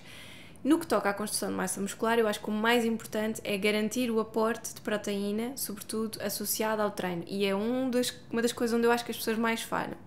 Uma pessoa que gosta imenso de treinar, quer construir massa muscular, vai em jejum, eu já não gosto. E se ela continua a jejum por algum motivo, até sei lá que horas, depois do treino, acho terrível. Porque se a pessoa quer construir massa muscular, ela tem que dar energia ao músculo antes para ele estar eficaz e tem que dar imediatamente energia pós. E energia, neste caso proteína, porque é aquilo que o músculo precisa para poder crescer. Se ela não der, provavelmente o que vai acontecer é que aquela pessoa anda naquele ramo, vai se mantendo sempre igual. Mas são aquelas pessoas que muitas vezes dizem assim: eu não percebo porque o meu corpo não responde ao estímulo que eu dou, eu treino, eu como bem e o meu corpo não responde. Não responde porquê? Porque se calhar come bem, mas não come bem quando devia. Muitas vezes está quando? O quê? Bem é o quê?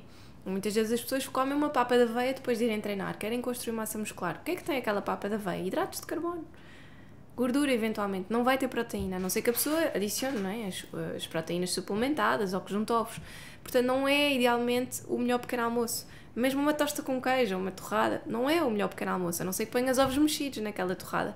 Portanto, eu acho que é preciso nós alargarmos um bocadinho o nosso mindset e começarmos a pensar: ok, se calhar eu sempre comi torradas ao pequeno almoço, até ponho queijo Filadélfia ou compota. Se calhar se eu quero construir massa muscular, eu tenho que começar a pôr uns ovos em vez de pôr isto, ou eventualmente até pôr um queijo, um cottage, um quark, etc., dependendo de como a pessoa está. E isso se calhar pode fazer a diferença. Eu não tenho que mudar assim tanto os meus hábitos, eu continuo a comer coisas que eu gosto, continuo a ser rápido, prático, dentro da rotina, eu só mudo o topping. E isso pode fazer toda a diferença. Portanto, eu acho que para a construção de massa muscular, o que é que tu comes e quando é muito importante. E mantendo do princípio estas 3 refeições, consegue-se à partida assimilar a proteína necessária durante o dia? Sim. Porque digo-te isto porque imaginemos um indivíduo com 80 kg ou 70 que será mais médio. Qual é que seria aqui a quantidade ideal de proteína para construir massa muscular? Idealmente associado ao treino, sempre à volta de 30 gramas. Depois depende da intensidade do treino que ele tem. Mas por dia? Mas ao longo do dia, bem, depende da intensidade que ele vai ter, mas pelo menos estas 3 porções de 30 gramas diariamente era importante ele ter, 80, 90 gramas mais ou menos. Mas um indivíduo com 70 kg iria conseguir construir massa muscular com cerca de 90 gramas de proteína por dia? Não sei, é metabolicamente eficiente, é saudável.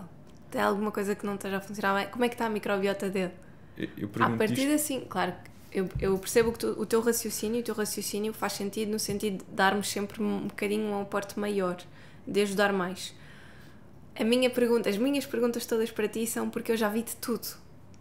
Eu já vi pessoas que comem pouco, eu já vi pessoas vegetarianas com pouco aporte proteico, que eu até acho que é pouco para elas não comem estas 90 gramas que seja, e aquela pessoa tem um corpo espetacular, tem boa massa muscular, tem boa definição e está tudo bem. Portanto, é uma pessoa que metabolicamente processa super bem aquela proteína, não é? Portanto, ela consegue ter uma boa capacidade de construção. Agora, claro, e por exemplo, esta parte da saúde digestiva é super importante, porque se tu não estiveres bem, tu precisas de proteína para N coisas, desde produzir enzimas digestivas, desde conseguir regenerar a tua parede da flora intestinal, absorver nutrientes. Basicamente, olha, a L-carnitina, uma coisa para transportar a gordura para que tu consigas utilizar gordura na tua célula muscular para te dar energia para o treino. Tu usas proteína para tudo. Se calhar se tu comeres uma quantidade de proteína que é aparentemente suficiente, mas não tiveres em conta outros fatores como desgaste, como saúde energética, metabólica, stress, etc., perdas que tu podes ter, até porque não estás a absorver tão bem no teu intestino, tu se calhar até comes 90 gramas, que teoricamente era saudável, mas tu não absorves, portanto não é suficientemente eficaz. Então claro que sim, pode fazer sentido a pessoa comer mais. Acho que nós temos que ir descobrindo um bocadinho os caminhos e identificando o nosso corpo e conhecendo-nos melhor para percebermos se faz sentido.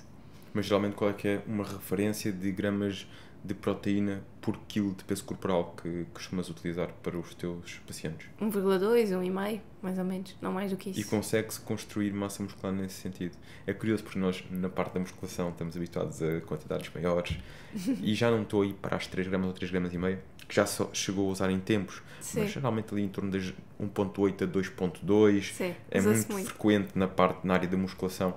E tu aqui vens relacionar um bocadinho isso. Tu dizes, não, com 1.2 já é possível fazer construção de tecido muscular. Sim, porque... nos homens, se calhar 1,8, até porque tu precisas que, por exemplo, aquelas 3 refeições saciem, portanto é preferível jogar com essa proteína. Proteína mais alta. Sim, às vezes o meu medo é sempre jogar com qual é que é a proteína, não é? Porque, por exemplo, eu defendo uma alimentação o mais natural possível, onde as proteínas de suplementos muitas vezes não encaixam, mas às vezes são necessárias para que tu consigas que aquela pessoa não esteja a consumir, por exemplo, doses elevadíssimas de carne ou de peixe, que também podem trazer outros fatores de risco. Ou então, e sobretudo é desafiante quando tens pessoas que não comem muita fibra, não comem muitos legumes, são homens que gostam de comer uma carne com arroz, mas se for para pôr salada já não põem, já não comem sopa, se calhar já não comem muita fruta, e é uma gestão difícil dentro desta questão de estares a dar proteína de fonte animal para a construção e pensas até que ponto é que eu vou conseguir construir massa muscular nesta pessoa, mas não vou prejudicar a saúde cardiovascular dela e outras tantas, não é? Portanto, é uma reeducação alimentar em vários sentidos e dizer àquela pessoa, olha, podes pôr proteína através de leguminosas também e se calhar podes pôr mais feijão na refeição, não pôr só tanta carne e estas mudanças também irem ocorrendo devagarinho e tu devagarinho ires conseguindo aumentar mais esse aporte para se calhar estarmos no 1.6, 1.7 que seja, mas já sabes que agora já é possível porque aquela pessoa não vai pôr 1.8 ou 2 só em carne e peixe, não é? Mesmo que isto envolva, por exemplo, fazer um batido depois do treino ou algo do género, ou geralmente não és apologista disso? Não vou dizer que não sou apologista, mas prefiro que a pessoa faça o consumo de proteína comendo e não bebendo. Então, eu punha-te esta pergunta que é, vamos considerar que seja o homem ativo, que ganha massa muscular, com 1.8 gramas de proteína por quilo, mais ou menos como referência. A fazer as 4 refeições, iríamos estar a falar, ele ia ter diariamente em torno de números redondos, 130, 140 gramas de proteína, isto dividido em 4 refeições ia dar algo em torno de 45 gramas de proteína. Se calhar até aqui, o indivíduo de 60 kg, isto ainda seria absorvível, mas mais do que isto, não poderia depois comprometer a absorção de proteína por refeição, ou isso não tem uma influência assim tão grande? Eu pergunto isto porque isto é uma pergunta que eu recebo muito. Sim, okay? sim. Que é, ok, eu até gosto de fazer jejum, estou a fazer jejum de 12, 14 horas, 16, tenho 3 refeições, mas para o meu peso, se ingerir as 2 gramas de proteína, ou as 2.2 ou o que for, já estou a dar uma média de 50 gramas de proteína por refeição. Vou absorver isto? Lá está, provavelmente não. Qual é que é a tua eficiência digestiva nesse aspecto, não é? E dás só proteína? O que é que acontece? O que é que eu vejo que acontece muitas vezes e porque é que eu te digo que não sou não apologista, mas que prefiro que a pessoa tente comer essas proteínas, porque enquanto tu comes a proteína não está sozinha, não é? Tens proteínas com moléculas de gordura, com algumas vitaminas, com coisas que são importantes, enquanto que muitas vezes os extratos proteicos não têm nada disso.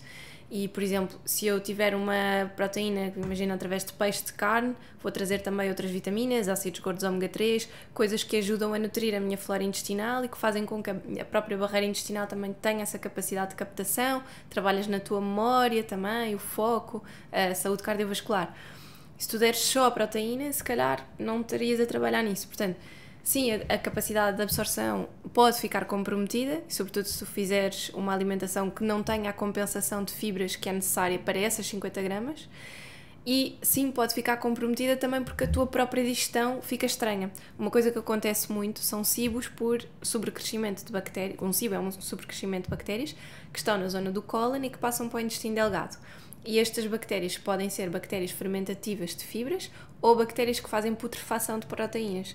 Quando tu aumentas muito a quantidade de proteína para aquilo que era suposto ou para aquilo que o teu corpo está habituado, em algumas fases, tu podes, às vezes não num curto prazo, mas num longo prazo, um período de 6 meses, 1 ano, vir a desenvolver esses sintomas de estar sempre com gases, sempre com a barriga muito inchada, desconfortável, porque de repente fizeste este sobrecrescimento de bactérias que são basicamente metabolizadoras de proteína, e como deste tanta proteína, isso pode acontecer. Atenção, também acontece em pessoas que de repente ficam vegetarianas, não é? E que a flora não estava preparada e que comem tanta fibra a mais que de repente acontece a mesma coisa.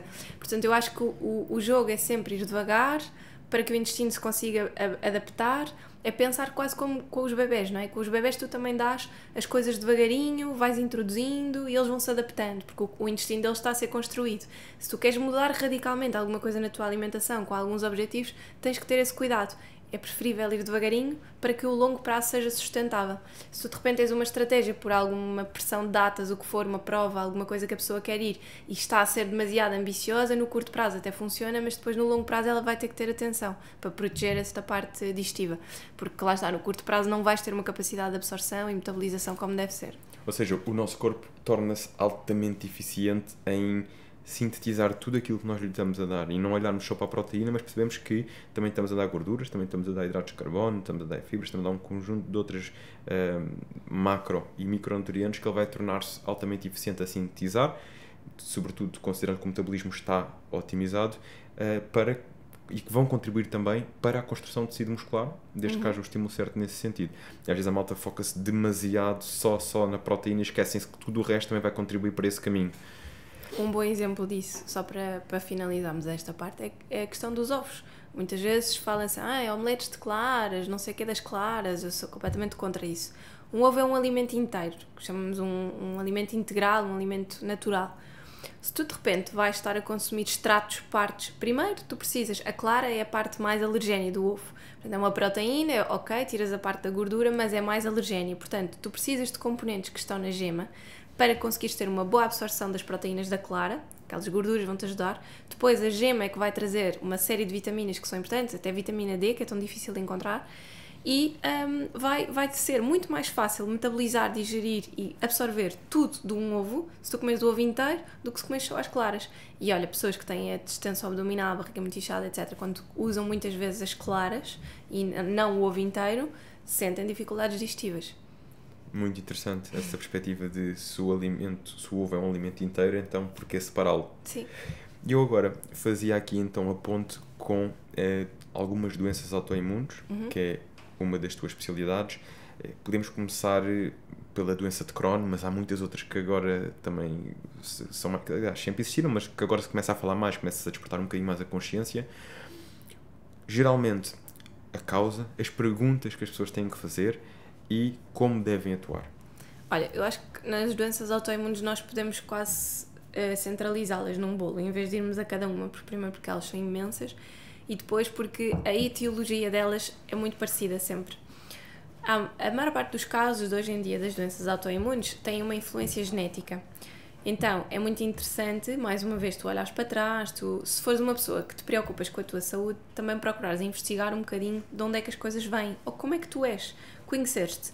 Hoje em dia existem os testes genéticos para isso, que eu adoro e acho que é uma estratégia muito boa. Cada vez se fala mais nos testes genéticos. São estratégias ótimas porque, através dos testes genéticos, tu consegues depois tratar a epigenética, que é aquilo que está acima da genética, ou seja, as influências que o teu estilo de vida, aquilo que tu comes e aquilo que tu dás aos teus genes, vai fazer na sua manifestação ou não. Quando tu tens um gene de uma doença autoimune ativa, por exemplo, eu tenho, porque foi investigado já há uma série de anos, eu sei pai desde os 15 anos que tenho um gene de uma doença autoimune. Então o médico disse-me, olha, isto é uma questão de tempo, ela vai aparecer.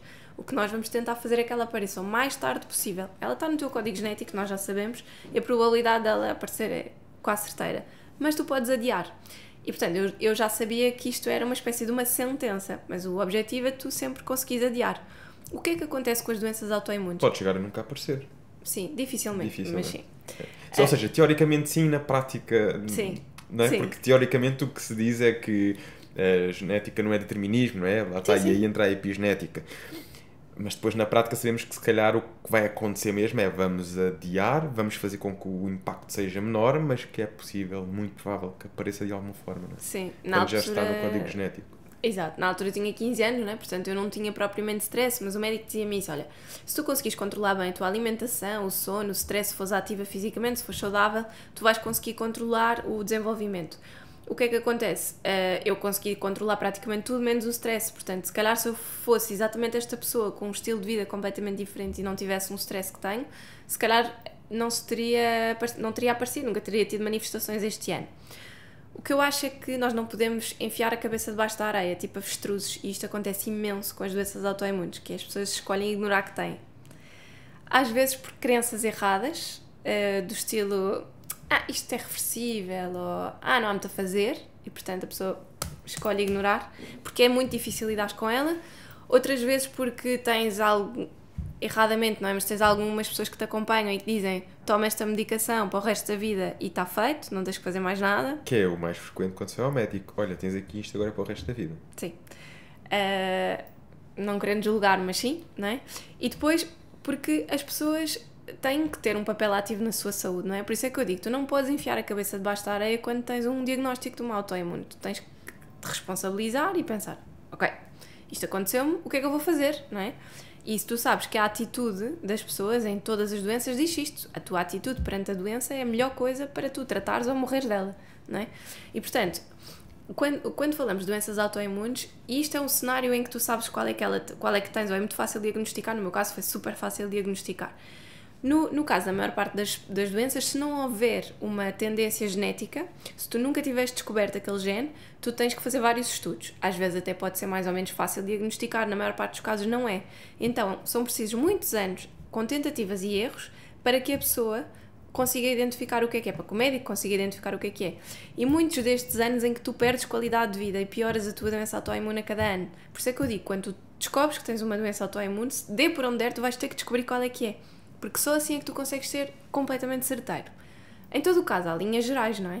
Imagina, álcool e açúcar, eu não vou dizer que é para eliminar, mas reduzir a sério. Não é álcool ao fim de semana, todos os fins de semana. Isso é uma pessoa que não tem uma autoimune. É álcool quando há festas, de vez em quando. Tem que ser mesmo assim uma coisa, e este até nem foi uma boa etiologia, porque tu podes ter festas todos os fins de semana, mas pronto. Eu diria que álcool, se a pessoa conseguir viver sem ele, não vai ganhar muito em estar a consumir álcool. Pronto, tens um casamento, ok? Muito bem. De vez em quando. Agora há aquela pessoa que diz, eu tenho 6 casamentos no ano. Pronto, há 2 em 2 meses também não está mal. Sim. Não te ouvi alguém dizer que tinha 6 casamentos no ano. Eu tenho essa média normalmente, mas sim, é um bocado isso, percebes? Quer dizer, ok, então eu já sei, mas mesmo no casamento tu podes beber menos do que tu bebias. Tal e qual, não tem que ser, é casamento, é até quem pode, não. Claro, Moderar podes beber mais água, consumo. podes ser mais consciente, podes chegar ao casamento e pensas assim, eu prefiro beber um gin, ou beber uns copos, ou prefiro comer os croquetes. Gera, não é? Porque se tu tens isso, tu sabes, ok, tudo que sejam gorduras mais inflamatórias, tudo que seja açúcar, tudo vai inflamar. Uma doença autoimune não é mais, mas vamos dizer assim, não é mais do que um processo inflamatório. Quando ela se manifesta, não é? É um processo inflamatório. Mais uma vez, uma inflamação, muitas vezes, se tu não tiveres um intestino controlado, um síndrome de cólon irritável, tu estás numa bombinha relógio para desenvolver uma autoimune. Isto é muito comum. É assim que elas, na maior parte dos casos, começam a manifestar. E quando tiras o álcool e o açúcar, que foi para já aqueles dois que referiste, que são unânimes, é possível começar a fazer essa reversão, claro, ou atenuar os efeitos? Claro, até? Sim, tu podes ter a doença autoimune, tu sabes que a tens e não tens qualquer tipo de sintoma. Esse é o objetivo, sempre. Uma doença autoimune, o teu principal objetivo é esquecer-te que ela existe, porque ela não se manifesta. Isto significa o quê? Que os teus parâmetros de inflamação estão tão bem, está tudo tão controlado, que tu conseguiste quase silenciá-la. Tu sabes que ela está lá, ela não desapareceu, mas ela está absolutamente silenciada. É como se tu parasses a inflamação. Pode-se dizer que uma doença autoimune dá-nos uma lição muito interessante para a nossa vida, que é se estamos a ter um comportamento que nos vai depois trazer longevidade, se estamos a ter bons hábitos de vida, ou não, porque se não tivermos uma doença autoimune, muitas vezes o que acontece é que a pessoa descuida esses detalhes. Posso beber, posso comer tudo o que me apetecer, porque não tenho nada que me vá lembrando que, atenção, há um caminho melhor do que outro. E a doença autoimune, no fundo, é quase como um despertador que nos diz logo, olha, atenção, temos que melhorar algumas coisas. Então é possível realmente criarmos aqui um caminho e falarmos destes dois pontos, mas que outros acrescentarias aqui? Olha, eu, por exemplo, eu sei porque é que a minha apareceu. Eu tive duas filhas com muito pouco tempo de diferença e a minha segunda filha não me deixou dormir durante 1 ano. Então, qualidade de sono comprometida é um dos fatores de risco, como é óbvio. Stress, muito, porque não só é a gestão de trabalho, do negócio, de tudo o que eu já tinha em termos de stress, acrescentas um bebê e logo a seguir acrescentas outro. Portanto, e os bebés não é só a gestão familiar e toda essa dinâmica, é o cansaço, é de repente está doente, tu ficas com a preocupação porque está doente, é toda a dinâmica familiar. Portanto, são muitas coisas que mudam de repente na vida de alguém e, portanto, tu sabes que há ali muitos fatores de risco que não estavam. Normalmente é stress. A minha alimentação ficou igual, continuei a praticar exercício físico. Portanto, eu sei que os meus fatores de risco são mais sono comprometido e stress. E as pessoas pensam, mas eu vou desenvolver uma autoimune por causa disso? Sim, se tiver fator de risco. Eu tinha lá o gene, ele só estava à espera de alguma coisa para se expressar. Portanto, é muito importante nós começarmos a ter noção de que, lá está, tu dizias, as doenças autoimunes dão-nos uma boa lição de vida. Se tu tiveres para aí virado, não. Porque se tu fores aquele perfil de pessoa que pensa assim, o médico disse que eu tinha que tomar estes anti-inflamatórios, não tenho que fazer mais nada, ok, então tu não vais fazer nada, não vais aprender nada, tu vais simplesmente tomar a medicação e estar mais ou menos controlado. Ainda a semana passada dei consulta a uma rapariga de 30 anos com uma doença autoimune expressa, parecida com a minha, que ela dizia, eu quero deixar de tomar a medicação. Eu disse, não vai ao sítio certo. Ela, não, eu vim ao sítio certo porque eu quero que a Mafalda me ensine como é que eu vivo sem a medicação. Eu, ok, pronto, já percebi. Eu não vou tirar-lhe a medicação, não vou fazer isso. Nem lhe vou dizer como é que se faz o desmame, porque esse não é o meu papel, nem quero essa responsabilidade. Ela, certo, mas eu quero ir ao meu médico a saber o que é que eu lhe posso perguntar, o que é que eu lhe posso sugerir. E ok, então assim já gosto mais dessa conversa, porque ela dizia, eu não tenho ferramentas. Quando o médico me pôs nos anti-inflamatórios, eu não tinha ferramentas para tentar falar com ele e negociar algo que não fosse iniciar os anti-inflamatórios. Porque, por exemplo, eu tinha essas ferramentas, então eu negociei, até hoje não tomo nenhuma medicação nesse sentido. Não tomo medicação, ponto. E portanto, quando tu tens ferramentas, tu tens capacidade de conversar com o médico com uma outra linguagem, não é? E dizer, olha, quais é que são os meus cenários? O que é que eu posso fazer? Eu preciso mesmo de iniciar a medicação agora? Não posso tentar outras coisas? E é aí que tu começas a perceber. Faz exercício? Não faz? Vai ter que fazer. Come bem? Não cuida da alimentação? Vai ter que começar a cuidar. Fuma? Acabou-se o tabaco. Drogas? Acabaram-se as drogas. Mesmo que seja só nas festas. É assim uma coisa muito esporádica. Isso tem que acabar. Tudo o que possa comprometer a saúde da pessoa tem que acabar. Não dorme 8 horas, vai passar a dormir. Dorme só 6, vai passar a dormir 8. São muitas pequenas coisas que a pessoa tem que olhar para dentro e perceber o que é que tem que mudar. Mas eu diria isso. Aqueles pilares básicos. O sono, a alimentação, são aqueles que nós conseguimos controlar. Exercício físico, não é? E depois entra a parte do stress, que é o difícil, não é? Mas que a pessoa vai ter que arranjar uma maneira de dar a volta àquilo. No teu caso, como é que encontraste essa maneira? Olha, eu sabia... primeiro tive uma vantagem, que foi a minha filha começou a dormir a noite toda. A parte do sono ficou resolvida sem eu ter que fazer nada, graças a Deus. Depois, a parte do stress é uma aprendizagem constante e aquilo que eu fiz foi, no meu caso, como a minha doença autoimune é óssea, osteoarticular, aquilo que eu fiz foi iniciar suplementação de vitamina D e de curcuma. Ou seja, eu tenho o componente anti-inflamatório, mas de uma forma que não é medicamento, não é um suplemento. E em uma semana, eu tinha muitas dores, eu não conseguia dobrar-me para pôr a bebê no berço e quando comecei a tomar a curcuma, em uma semana as minhas dores acabaram. Entretanto, há um episódio muito engraçado que eu depois até comentei com a médica porque eu ia fazer uma ressonância magnética, estava na fase inicial de diagnóstico, ia fazer a ressonância magnética e nesse dia tinha ido almoçar com os meus sogros cozida à portuguesa e bebi 2 copos de vinho. Aquela coisa de é fim de semana, é inverno, o almoço é cozido, não vou beber água. Eu fiquei com dores, mas dores a sério, eu já estava bem. Fiquei cheia de dores, a partir daí disse, acabou o álcool. Ou seja, tu ficas completamente alerta, não é? Tu percebes. E portanto, o que mudou para mim foram estas coisas. Eu mantive a minha alimentação com os cuidados extras da questão do álcool, que era assim o meu fator que lá está, de vez em quando, ao fim de semana, isso deixou de existir. E a questão da suplementação. E estou ótima, sim. A nível de suplementos, há assim mais alguns suplementos que tu recomendas ou que gostes de consumir? Falámos da curcuma, da vitamina D3. Sim. Proteína já percebi que só em último caso. Sim. Proteína, eu tomo proteína vegana Só muito de vez em quando. Quando o meu PT puxa por mim demasiado e eu fico com dores naquele dia e às vezes tomo para me ajudar a recuperar. Mas é só porque eu percebo que foi além da minha capacidade ou que eu não comi tão bem naquele dia, estou com mais dores, preciso. Porque não é suposto, é uma coisa que eu também, muitas vezes quando falo sobre a suplementação, eu digo sempre, o nosso corpo é muito inteligente e ele dá-nos muitos sinais. Se tu constantemente treinas e tens dificuldade de rigidez muscular, tu não estás bem das duas, uma, ou tu estás a começar e estavas tipo Lula, e portanto tu estás a construir, é normal teres um bocadinho de dores, ou tu não alongaste como deve ser, ou tu não estás a comer aquilo que devias.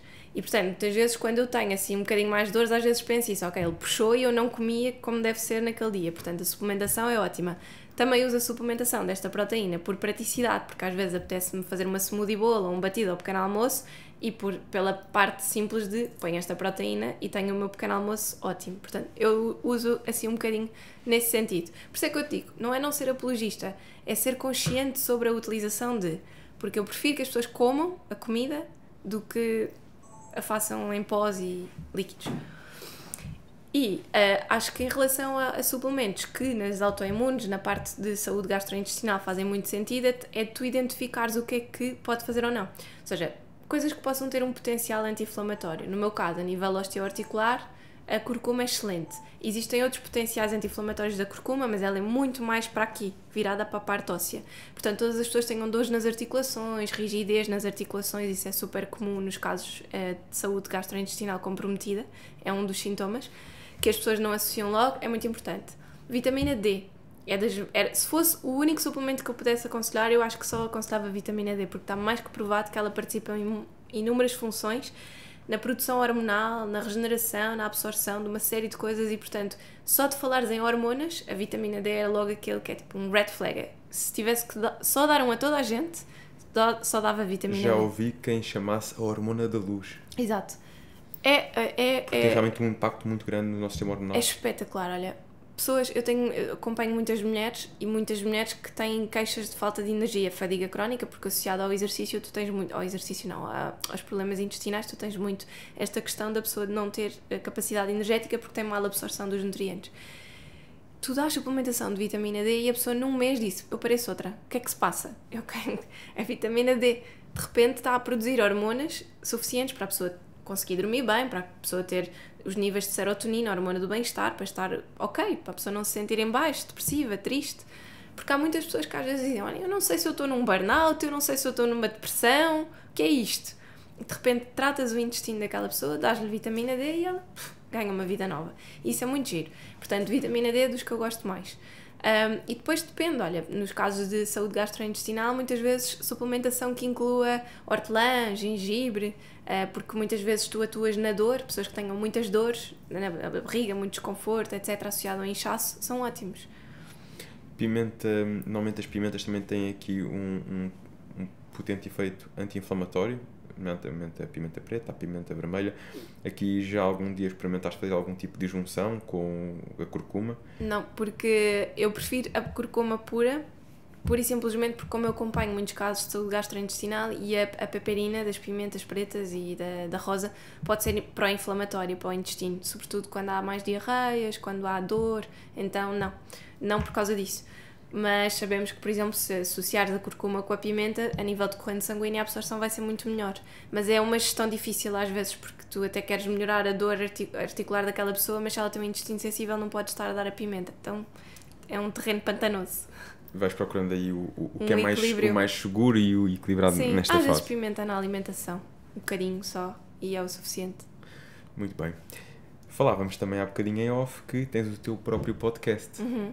Conta-me um bocadinho como é que foi isto de lançares o podcast, das principais experiências, benefícios e aprendizagens que têm vindo daí. Podes falar também dos desafios de ter um podcast, que também há alguns.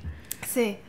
Olha, o meu desafio principal com o podcast é ter temas. Já agora, como é que as pessoas podem encontrar o teu podcast? O meu podcast chama-se Alimentação Saudável e acho que está todas as plataformas de podcast, seja YouTube, Spotify, Apple Podcasts, Castbox, etc. Chama-se Alimentação Saudável porque eu pensei que quando as pessoas quiserem saber sobre alimentação saudável, elas vão pesquisar sobre alimentação saudável e ele aparece logo. Portanto, acho que foi uma ideia boa porque toda a gente, de forma geral, conhece.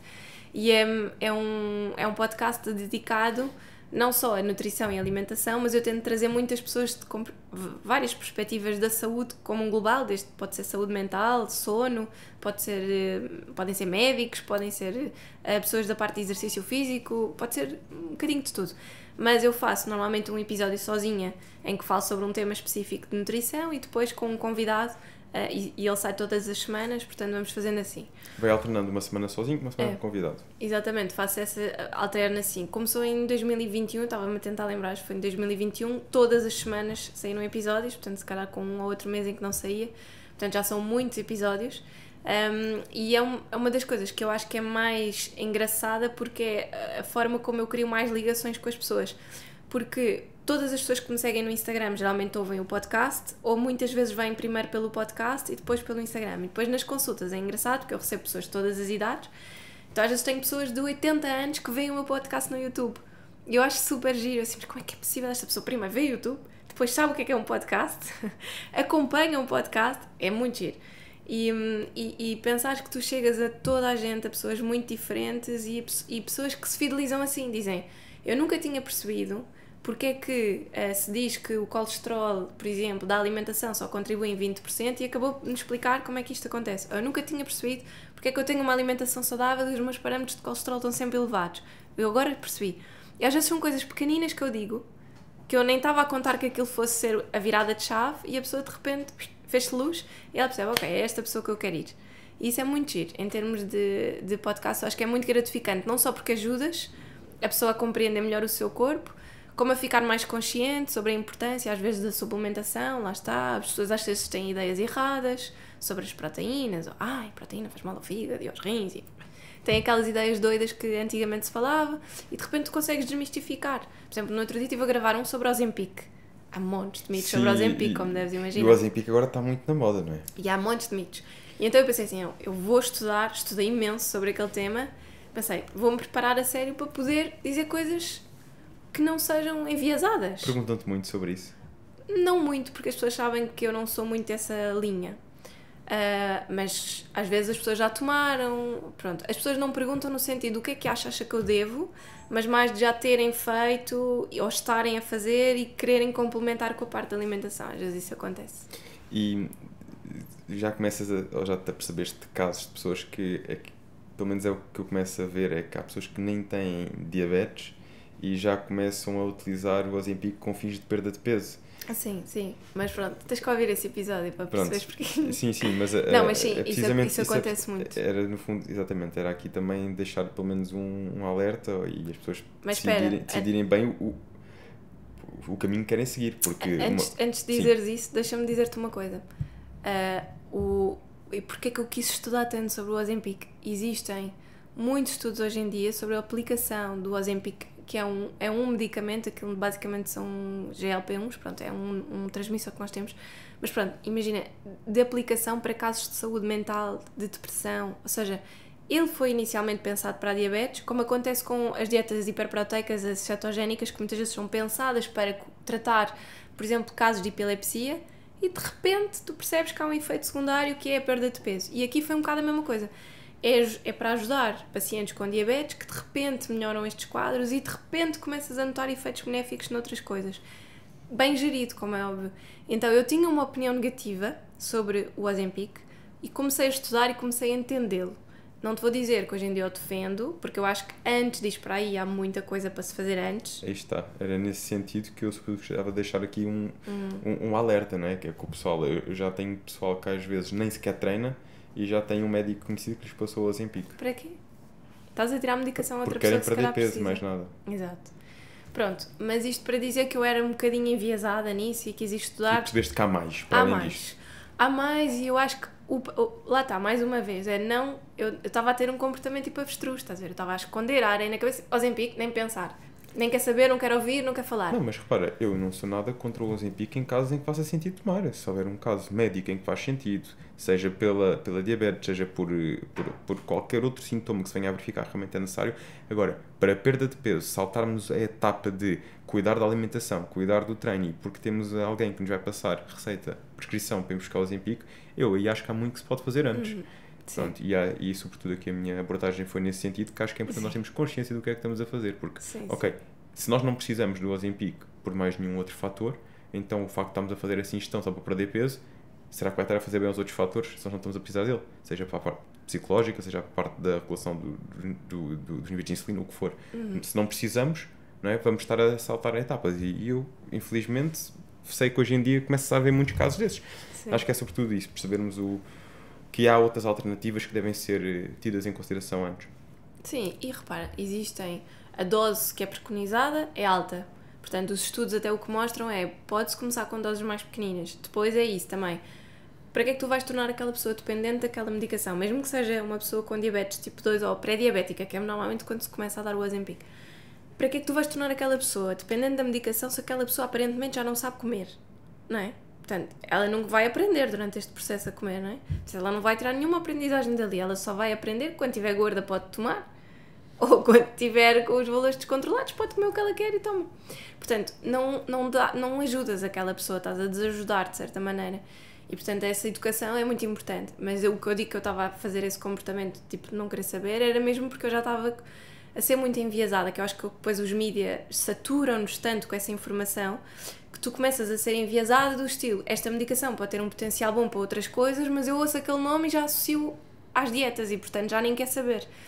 E eu só gravei este episódio quando eu senti que, ok, já estás uma pessoa imparcial e consciente de que mas achei podes muito falar interessante e foi muito importante trazer essa perspectiva, que é o Ozempic tem muito mais do que o controle da diabetes, até porque, apesar de nós ouvirmos falar do Ozempic para dieta, associado à dieta, associado à perda de peso, associado a emagrecimento, tem muito mais para além disso. Aliás, é suposto ser para além disso. É. E acho que fica aqui um ponto importante e que realmente quem quiser pode ir ver o episódio, pode saber um bocadinho mais sobre o assunto, que certamente vais lá mais a fundo nessa temática. Ainda em relação ao podcast, como é que tem sido esta experiência de conhecer pessoas diferentes, com temas diferentes? Disseste que o teu desafio é temas, é querer falar de temas e já não sabes que temas novos, não é? Vais buscar, porque já falaste muito, já lá vão 2 anos, 3 anos de podcast. Quase 4. Quais foram as maiores aprendizagens? Ou assim, aqueles convidados, temas que mais gostaste? Olha, eu acho que eu gosto muito das conversas todas. Eu acho que há assim temas que podem ser mais marcantes por serem pessoas que... Olha, por exemplo, há um episódio que gravámos há pouco tempo e vou destacar este porque foi gravado há pouco tempo, com uma médica que falou sobre menopausa, onde eu senti que aprendi muita coisa também, e porque ela é médica, porque a expectativa quando falas com médicos é metade não entenderes e teres que andar ali a puxar por eles para eles explicarem melhor, e ela não podia ter falado de uma forma mais acessível, sabes? E então foi um episódio que eu tive muito bom feedback de várias pessoas que disseram, ok, de repente isto abriu umas portas para eu perceber que eu não tenho que ter a minha qualidade de vida comprometida porque é o que é, não, eu posso contornar os meus sintomas, existem ajudas médicas para não passar a menopausa sempre com sintomas depressivos ou sem líbido, isso comprometer o teu casamento, sei lá, N coisas. A modulação hormonal hoje em dia que se utiliza muito. Que foi altamente demonizada há uns anos atrás e que hoje em dia estes médicos que fazem modulação hormonal e que tentam ajudar as pessoas nesse sentido têm um caminho, parece que estão a partir pedra, para ajudar as pessoas a perceberem que não vai fazer cancro e que muitas vezes te vai ajudar a ter mais longevidade e que te vai ajudar a não perder massa muscular e que te vai ajudar em montes de coisas, e que muitas vezes nós estamos todos influenciados, lá está, como eu também já estava pelo Ozempic, estamos mal influenciados por desinformação que é publicada e que depois tu às tantas não sabes. Então eu acho que o podcast, uma coisa boa que me dá é a confiança de ao longo do tempo perceber que fui trazendo convidados que vão ajudando as pessoas a terem uma informação mais centralizada, e isso para mim até ajuda-me, não é? Depois é uma coisa boa porque eu gosto muito de trabalhar com médicos, porque lá está, eu não trato só dietas, portanto eu trabalho com muitos médicos porque tenho muitas patologias associadas nas minhas consultas, e é bom perceber que há muitos profissionais em que tu podes confiar, ou mesmo que não seja aquele médico que se calhar foi ao podcast e já tem a agenda cheia, podes dizer, olha, quem é que tu me recomendas que pensa como tu? Pronto, e isso ajuda-me muito, porque eu faço isto nas consultas todas, que é recomendar depois outros profissionais. A troca de ideias e a troca de perspectivas, e tu perceberes que mesmo eu, enquanto nutricionista, posso ajudar médicos, por exemplo, a diagnosticarem mais rapidamente estas questões da SIBO, ou a perceberem que podem pedir o teste genético só para a flora intestinal, coisas assim. É muito giro perceber que há um trabalho multidisciplinar e essa perspectiva é muito engraçada. E depois, porque eu acho... acho mesmo, eu adoro podcasts, sou ouvinte também de outros podcasts, portanto é um formato que eu trabalho, porque também é um formato com o qual me identifico. E acho que o podcast é uma forma muito boa de tu ires beber informação, que hoje em dia a pessoa não tem tempo para estar a ler. Hoje em dia com o ChatGPT tu consegues, mas não sabes muito bem de onde é que ela vem. Mas tu não consegues estar a perder muito tempo, as pessoas não estão a ler, as pessoas não leem blogs, as pessoas veem 3 segundos de um Reels e já passaram para a frente, não é? Portanto, tu num podcast tens tempo para conversar e se calhar a pessoa entra no carro, faz um trajeto de 15 minutos, ouve os primeiros 15 minutos, depois vai à sua vida, volta para o carro, ouve mais 15. Eu acho que é um formato muito giro para ensinar a pessoa sem ser cansativo, porque a pessoa pode ir ouvindo aos bocadinhos, porque vai aprendendo, e isso é uma coisa que eu gosto muito nos podcasts e que destaco muito, e por isso é que é um formato que eu gosto. Na televisão, tu vais à televisão, não falas nada. Exato, sim, e tens sempre tudo muito contado. E aqui sentes que consegues fidelizar, mostrar uma outra vertente da Mafalda, se calhar mais terra a terra com a pessoa, não é? Não tanto com aquela parte mais técnica, mas numa conversa mais descontraída e acabas por criar também aqui uma conexão com o teu público. Digo eu pelo menos sinto isso no podcast. Aqui... Tu conversas, quer dizer, imagina, por muito que tu sejas até aberto e que faças muitos stories e que mostres muito do teu dia-a-dia, tu nunca consegues mostrar às pessoas tudo. Estas coisas estávamos a dizer, tipo, olha, por acaso partilhei isso nos stories no outro dia, tipo, tu sentires, tipo, será que estou a ser má mãe? Porque enquanto nutricionista eu sei que é péssimo ela estar a tomar tantos antibióticos, não sei o quê. No outro dia fiz um story sobre isso. E às vezes penso, estas pequenas coisas, que é tão fácil a pessoa do outro lado estar exatamente com a mesma dúvida e que ela não faz ideia a quem é que há de perguntar porque ela não é influencer e tipo, não partilha isso com os outros, ou que se calhar partilha com outra pessoa que não faz ideia o que é que há de fazer. Mas o facto de tu partilhares em podcast às vezes coisas pequeninas que podem ajudar a outra pessoa que está do lado de lá a identificar-se ou a pensar, ok, não sou eu, ou ok, esta ideia faz-me sentido, nunca tinha pensado para este tema desta maneira, é giro porque realmente é um formato que tu não consegues trabalhar se calhar nas outras redes sociais, noutras plataformas. E são partilhas que são, e dúvidas como esta que partilhaste, que são perfeitamente legítimas, não é? Que às vezes, como tu dizes, não têm coragem de falar disso, guardam para elas, mas que é tão bom quando nós somos capazes de abrir isso e perceber, olha, se calhar havia ali outra pessoa que conseguia ajudá-la a tomar uma decisão diferente ou sentir-se mais confortável com a decisão que ela tomou por ter falado deste assunto. E tocaste aqui em 2 pontos que eu achei muito interessantes, que são perguntas muito frequentes que nós recebemos, porque também trazemos aqui muitos nutricionistas, médicos, sobretudo da área da longevidade e fitness. Aliás, isto começou por ser muito focado em atletas de fitness, competição, e hoje em dia já vamos muito para esta área da longevidade e do envelhecimento saudável. E tocaste aqui em 2 assuntos, que é, primeiro, colesterol, e o colesterol aqui associado à parte das dietas, sobretudo, por exemplo, quando alguém começa falaste de comer saudável, estão a fazer uma dieta saudável, mas estão com colesterol alto.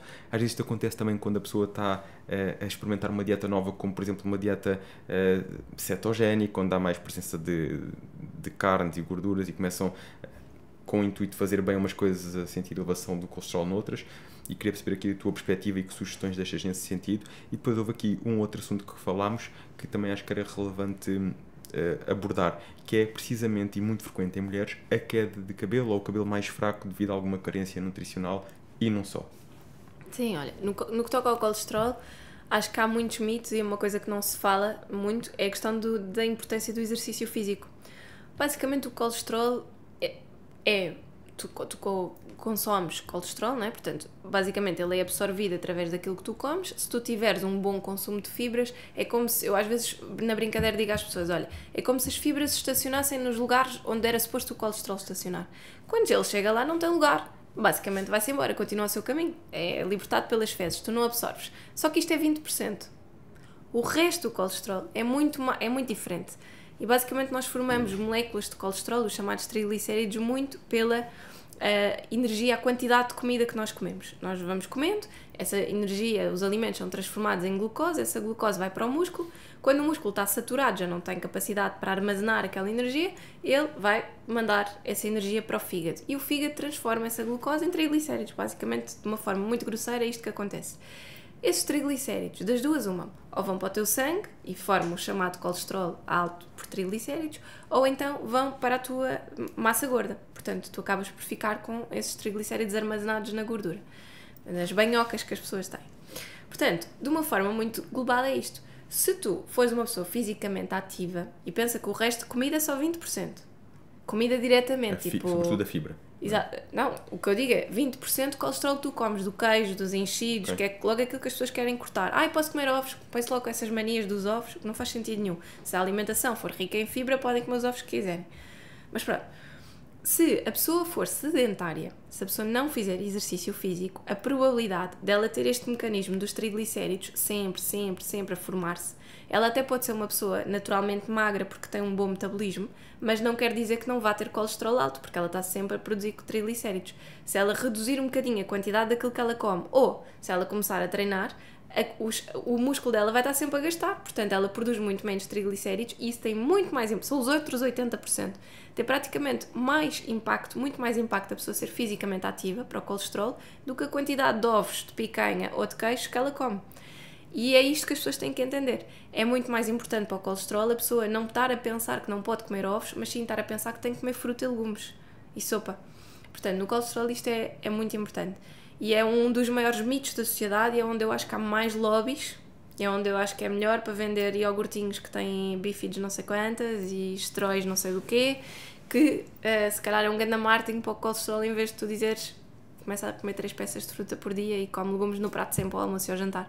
Isto era muito mais interessante. E não se fala disso. Ou vai fazer exercício físico. Porque as pessoas não fazem exercício físico, não é? Se o colesterol é formado porque tu não gastas energia muscular, vai gastar energia muscular. É o primeiro ponto, não é? Sim. Em vez disto, carro para o trabalho, de voltas para casa de carro e depois vais para o sofá, vai fazer exercício físico. Pronto. E isso acho que é muito importante as pessoas perceberem sobre o colesterol. Sobre a queda de cabelo, na maior parte dos casos, por exemplo, como eu trabalho muito com saúde intestinal, aquilo que eu vejo é, nós temos a chamada hiperpermeabilidade intestinal, que é quando o teu intestino não está bem, é como se as tuas células começassem a ganhar espacinhos entre elas, é como se fosse um ímã que perde força, e nesse ímã que se perde força é como se houvesse um buraco negro, portanto, em vez de tu teres as moléculas a passarem pelas tuas células e irem para a corrente sanguínea, de repente caem nesses buracos, sinalizam inflamações e tu não absorves as coisas, sejam alimentos, sejam vitaminas, minerais, etc. E, portanto, na maior parte dos casos, o que acontece é que nós vamos começar a não só a absorver menos vitaminas do complexo B, mas menos vitaminas, menos ferro, digo. E, portanto, se tu tiveres menos ferro em circulação, também não consegues ter capacidade de converter esse ferro em ferritina. Quando tu começas a ter nível de ferro muito baixo, os teus níveis de ferritina vão começar a decrescer, porque ela é uma reserva. E esta conjugação e esta proporção de ferro com ferritina é das coisas mais importantes para tu teres uma boa saúde, de cabelo, de pele, de unhas, energia, pronto, uma série de coisas. Mas no que toca à queda do cabelo, este mecanismo é muito importante. Às vezes as pessoas vão tomar colagênio, vão tomar biotina e não tratam do intestino. E estão meses e meses e meses, não, agora o meu cabelo está mais forte. Mas cresce. Muitas vezes não cresce, ele só não se está a partir. Ou não para a queda. Pronto, e isto acontece muito. Depois o facto de tratares também o teu intestino ajuda, porque ao tratares o teu intestino melhoras a tua produção hormonal e a queda do cabelo também está muito associada à produção hormonal, sobretudo nós temos receptores, sobretudo os homens, receptores de células de testosterona, etc. Portanto nós precisamos de uma boa quantidade de produção hormonal e se o intestino não estiver bem, essa produção hormonal vai ser diminuída, o que também não ajuda. Portanto, no que toca à queda de cabelo muito acentuada, unhas muito quebradiças, muita flacidez, eu tento sempre perceber como é que está o intestino daquela pessoa. Isso também, esse exemplo que deste a nível da inflamação intestinal, que depois reduz a absorção do ferro, da vitamina do complexo B e tudo mais, pode também estar muito associado a doenças intestinais, autoimunes intestinais, como, por exemplo, Crohn, entre outras. Também. E se tiveres uma gastrite? Pode estar relacionado, a gastrite ou Crohn pode estar relacionado até depois com a queda de cabelo, ou seja, tem que se atuar num para depois conseguir ver melhorias no outro. Tu podes tomar ferro 6 meses seguidos e os teus níveis de ferritina mexem 0. Porque se tu tens uma mala absorção, aquele ferro que tu estás a tomar entra e sai. Ele não vai entrar para a corrente sanguínea, portanto ele não mexe. E isto é o mais frequente. Tenho pessoas que tomam 2 anos seguidos e não faz nada.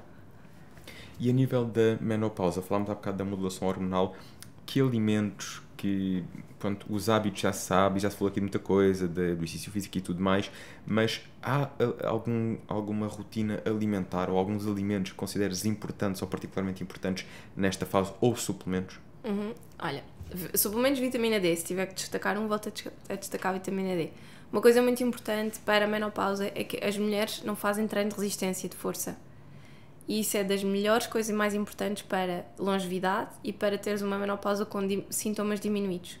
Depois, as alterações hormonais da menopausa causam resistência à insulina, tanto em homens como mulheres. Isso significa que tu aumentas o risco de ficar pré-diabético, aumentas a tua gordura visceral, por isso é que as mulheres em menopausa dizem que ganham uma boia, não é? À volta da barriga, e vai fazer com que tu tenhas mais resistência à insulina. Resistência à insulina basicamente torna-te pré-diabética, como se tu não tivesse eficiência metabólica. E resistência à insulina aumenta também o teu ganho de peso. Portanto, tu parece que comes exatamente a mesma coisa, mas engordas mais, porque o teu corpo não é tão eficaz na utilização desta energia para dentro do músculo. Portanto, fazer uma alimentação que tenha menos açúcares, começares o dia com um pequeno almoço que seja mais salgado e mais proteico, vai ser logo uma coisa que vai ajudar muito a diminuir estes níveis e esta propensão de resistência à insulina. E a pessoa treinar mais força, portanto, não, às vezes não tem que ser musculação a levantar pesos, pode ser simplesmente um treino de força com agachamentos, com burpees, mesmo que a pessoa não ponha pesos. A pessoa tem que procurar um treino de força, de resistência, e sair do cardio, porque, quer dizer, mulheres em menopausa fazerem cardio como se não houvesse amanhã não faz sentido. Para a longevidade podem fazer, mas não pode ser só isso, tem que fazer mais. E, portanto, em termos de conjugação de fatores, isso é muito importante. Então, por exemplo, lá está, volta às papas de aveia, que é muito comum as pessoas fazerem papas de aveia, panquecas, etc. Se calhar até é uma coisa interessante, mas é doce, vai logo disputar ali muito mais produção de insulina, vais ter mais açúcar em circulação. Se calhar se fizesse uma torrada com hummus ou com os ovos mexidos, ou se fizesse uma omelete ou uma crepioca, ia ser muito mais interessante para a menopausa, para que a mulher sinta que consegue controlar muito mais esta tendência para a resistência à insulina, para aumentar a gordura visceral, para aumentar de peso no fundo. Excelentes conselhos e fáceis de pôr em prática, de implementar. É que às vezes as pessoas ficam à espera de ter um milagre, de ter ali uma solução e afinal há tanta coisa. E até mesmo antes da modulação hormonal, que faz sentido em muitos casos, há tanta coisa que se pode começar a fazer, mas lá está, aqui entra a responsabilização, que é eu tenho que começar a fazer alguma coisa, que é o treino de força, cuidar da minha alimentação de forma diferente, e lá está, evitar o açúcar, enfim, um conjunto de coisas. Neste ponto, temos aqui já a tua perspectiva em relação a muitos assuntos, mas gostava de perceber também a tua ideia sobre os tipos de dieta. Se há algum tipo de dieta que identifiques melhores resultados nos teus pacientes, em ti, como por exemplo, sempre temos a dieta mediterrânica, temos a carnívora, temos a cetogénica, vegan. Há assim alguma que tu acredites que funcione melhor ou adaptas muito consoante cada caso? Eu faço muito a base da dieta mediterrânica e depois adapto. Mas eu faço sempre uma gestão que tende para manter os níveis de percentuais de proteína e aproximar os de hidratos e gordura. Ou seja, em vez de teres, se calhar, 50-30, tens 40-40. Faço sempre uma gestão mais tendenciosa para aí. O que ainda não tenho uma caixinha para te poder dizer que é uma dieta A, B ou C, mas pronto, faço sempre essa aproximação. 40-30 em relação a gordura? Quando tens hidratos de carbono e gordura, sim, normalmente 50-30, não é? O que eu tento fazer é aproximá-los, 40-40. Baixas um bocadinho os hidratos. E aumento um bocadinho a gordura. Mais a gordura. Faço normalmente isso. Perguntas frequentes, mensagens que se costumam perguntar com alguma regularidade nas redes sociais ou curiosidades que percebas que as pessoas têm sobre ti, sobre o teu trabalho, sobre o podcast. Sim. As pessoas perguntam-me muito isso que perguntaste, se eu tenho algum tipo de dieta, alguma forma específica de trabalhar. E eu acredito muito na personalização, mas lá está este standard muito fácil que eu te disse, que é básico, porque eu só comecei a perceber-me porque era sempre aquilo que eu fazia tendenciosamente funcionava. E portanto comecei a perceber que resulta. Portanto, às vezes as pessoas dizem, aplica o jejum intermitente. Eu aplico se fizer sentido para si. Se calhar posso não aplicar. Portanto, depende, não é? Então, muitas vezes essa pergunta do método ou assim é difícil de responder porque não existe uma coisa milagrosa. Normalmente tento sempre estudar muito isso, mas uma das coisas em que eu incido mais é sobre isto que tivemos a falar este episódio todo, não é? De estilo de vida, gestão do stress, mindset, porque, por exemplo, isto da menopausa é fácil de aplicar, ok? Mas se eu tiver uma mulher que é tendencialmente mais depressiva, vai ser uma mulher com muito mais fome emocional, que às tantas já não dorme bem e, portanto, tu até podes tentar aplicar muitos princípios na teoria que ela não consegue fazer na prática porque depois tem imensa fome emocional, descompensa muito facilmente, não tem uma rede de apoio, não se esforça porque, como está depressiva, também não tem vontade de fazer outras coisas, não vai fazer exercício. Então tu tens que andar a batalhar muito com aquela pessoa. Batalhar, quer dizer, no sentido de trabalhares em equipa com ela, mas puxá-la para cima para ela perceber, mas tens de estar sempre ali. E portanto, eu acho que isso é uma das coisas que às vezes também faz com que as pessoas, das duas uma, ou se aproximam de mim ou se afastam mais de mim porque percebem, ela vai me dar imenso trabalho, portanto podem pensar, não estou para isto, Ou então percebem, ok, ela vai a fundo e vai ser uma coisa um bocadinho diferente do que se calhar eu estava à espera. Pronto. Portanto, acho que isso é uma abordagem interessante. Agora, uma coisa onde eu acho uma coisa que eu acho que me caracteriza muito é, eu tento sempre muito com as pessoas que acompanho individualmente capacitá-las e dar-lhes ferramentas para elas terem mais confiança nas suas escolhas, no sentido em que se tu gostas das proteínas em pó, faz alguns snacks que têm tipo barras que têm adição de proteína, sei lá, e que depois podem ter xilitol, maltodextrina, etc, que são ingredientes que eu acredito que não fazem muito bem ao teu intestino, e tu vieste-me pedir conselhos e tu estás com a barriga inchada, etc. Eu vou dizer assim, olha, David, eu acredito que estes alimentos, na quantidade em que estás a consumir, podem não ajudar, porque este ingrediente pode fazer isto a estas bactérias, porque este ingrediente faz não sei o quê, porque este nanã.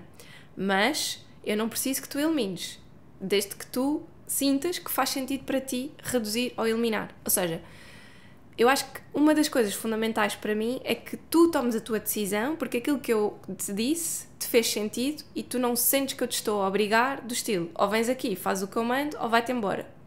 Percebes?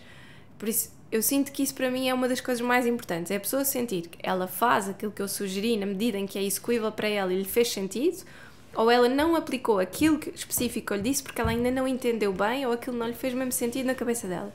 E aí das duas uma, ou eu me dou ao trabalho de explicar, ou pode não resultar porque ela simplesmente não fez aquela mudança que eu acredito que é importante, sabes? Então, por isso é que eu acho que às vezes as consultas ou atrasam ou precisavam de ser mais longas ou assim, porque esta conversa, esta troca, esta capacitação é aquilo que eu acho que diferencia uma pessoa ir a uma consulta num médico qualquer que conhece pela primeira vez e demora 10 minutos e ele dá-lhe uma prescrição de um medicamento e ela vai à farmácia e compra e acha que aquilo resolve os problemas dela, ou ela entrar numa consulta e perceber, eu sei que eu vou ter que mudar, eu estou preparado para mudar, bora lá saber o que é que eu tenho que fazer. Vai ter que haver uma transformação. Sim. Dá um bocadinho mais de trabalho, não é? Por isso é que eu digo, ou elas vêm já com esse mindset, ou se afastam e pensam, isto vai dar muito trabalho. Também reparei que tens um papel muito ativo nas redes sociais e fazes muita partilha, trazes muito conteúdo às pessoas. De onde é que achas que deu assim a tua explosão, o teu boom de popularidade nas redes sociais? Não acho que tenha dado um boom, acho que tem sido um crescimento muito sedimentado e acho que ainda bem, porque eu sinto que tenho uma comunidade de seguidores no Instagram muito educada no sentido de serem pessoas que estão muito alinhadas com a minha visão, ou seja, não sinto que tenha muitos seguidores que estão completamente no lado oposto, portanto, que as pessoas seguem-me e percebem o que é que eu estou ali a transmitir e isso faz com que depois seja mais fácil este trabalho nas consultas, não é? Eu não tenho pessoas que estão numa estaca muito zero para começar a mudar comportamentos. E então eu acho que é bom. Nunca tive assim um crescimento explosivo de repente. Foi uma coisa muito condensada, muito estruturada. Já vão quantos anos de partilhas? Olha, talvez, sei lá, 8 anos. 8 anos 8. Porque começou com uma página mais pessoal, no Facebook ainda, depois entretanto foi-se estruturando, foi melhorando, talvez os 8. Muito bem. Mafalda, temos um agradecimento para ti. O facto de também teres hoje vindo aqui, teres sido paciente aqui nestes ajustes que foram necessários fazer aqui na edição, porque nós não falamos dos desafios do podcast, essas coisas ninguém fala. Mas os podcasts também têm desafios, não é? De vez em quando há uma câmara que desliga e agora corta e agora volta, mas na edição a malta diz, como assim? Neste episódio isso aconteceu? Nem notaram se foi preciso. Mas temos um agradecimento para ti que o Pedro te vai entregar. Obrigada. Aqui adoro flores. Uma lembrança do nosso parceiro Flores no Cais. Flores no Cais. E olha, são lindas, obrigada. A tua presença. Saber como é que as pessoas te podem encontrar e uma mensagem final que gostasses de partilhar com quem acompanhou o episódio até aqui. As pessoas podem me encontrar se pesquisarem Mafalda Rodrigues de Almeida, aparece o meu site e as respectivas redes, no Instagram Mafalda R. Almeida, ou pesquisando pelo podcast Alimentação Saudável, é fácil. Realmente é fácil. Ficaste aí com uma boa marca, Alimentação Saudável. Um chavão daqueles tipo óbvio que mesmo que a pessoa não me conheça, não vai pesquisar por Mafalda ou assim, é fácil de encontrar. E em relação à mensagem, eu acho que a mensagem mais importante no meio disto tudo é, por muito que a pessoa seja ativa, que se cuide, que já faça exercício físico, que sinta que já tem um bom nível de consciência, uma das coisas que eu acho que estou sempre a dizer às pessoas é responsabilizem-se pelas vossas decisões, seja, esta coisa que estávamos a falar, nas doenças autoimunes, tu não vais deixar na mão da outra pessoa dar-te medicação.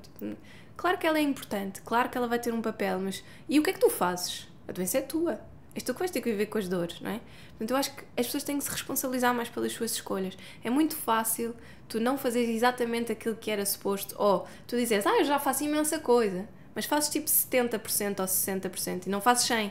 E depois vires a um nutricionista e dizer assim, eu acho que isto é hormonal, eu acho que o meu corpo não responde.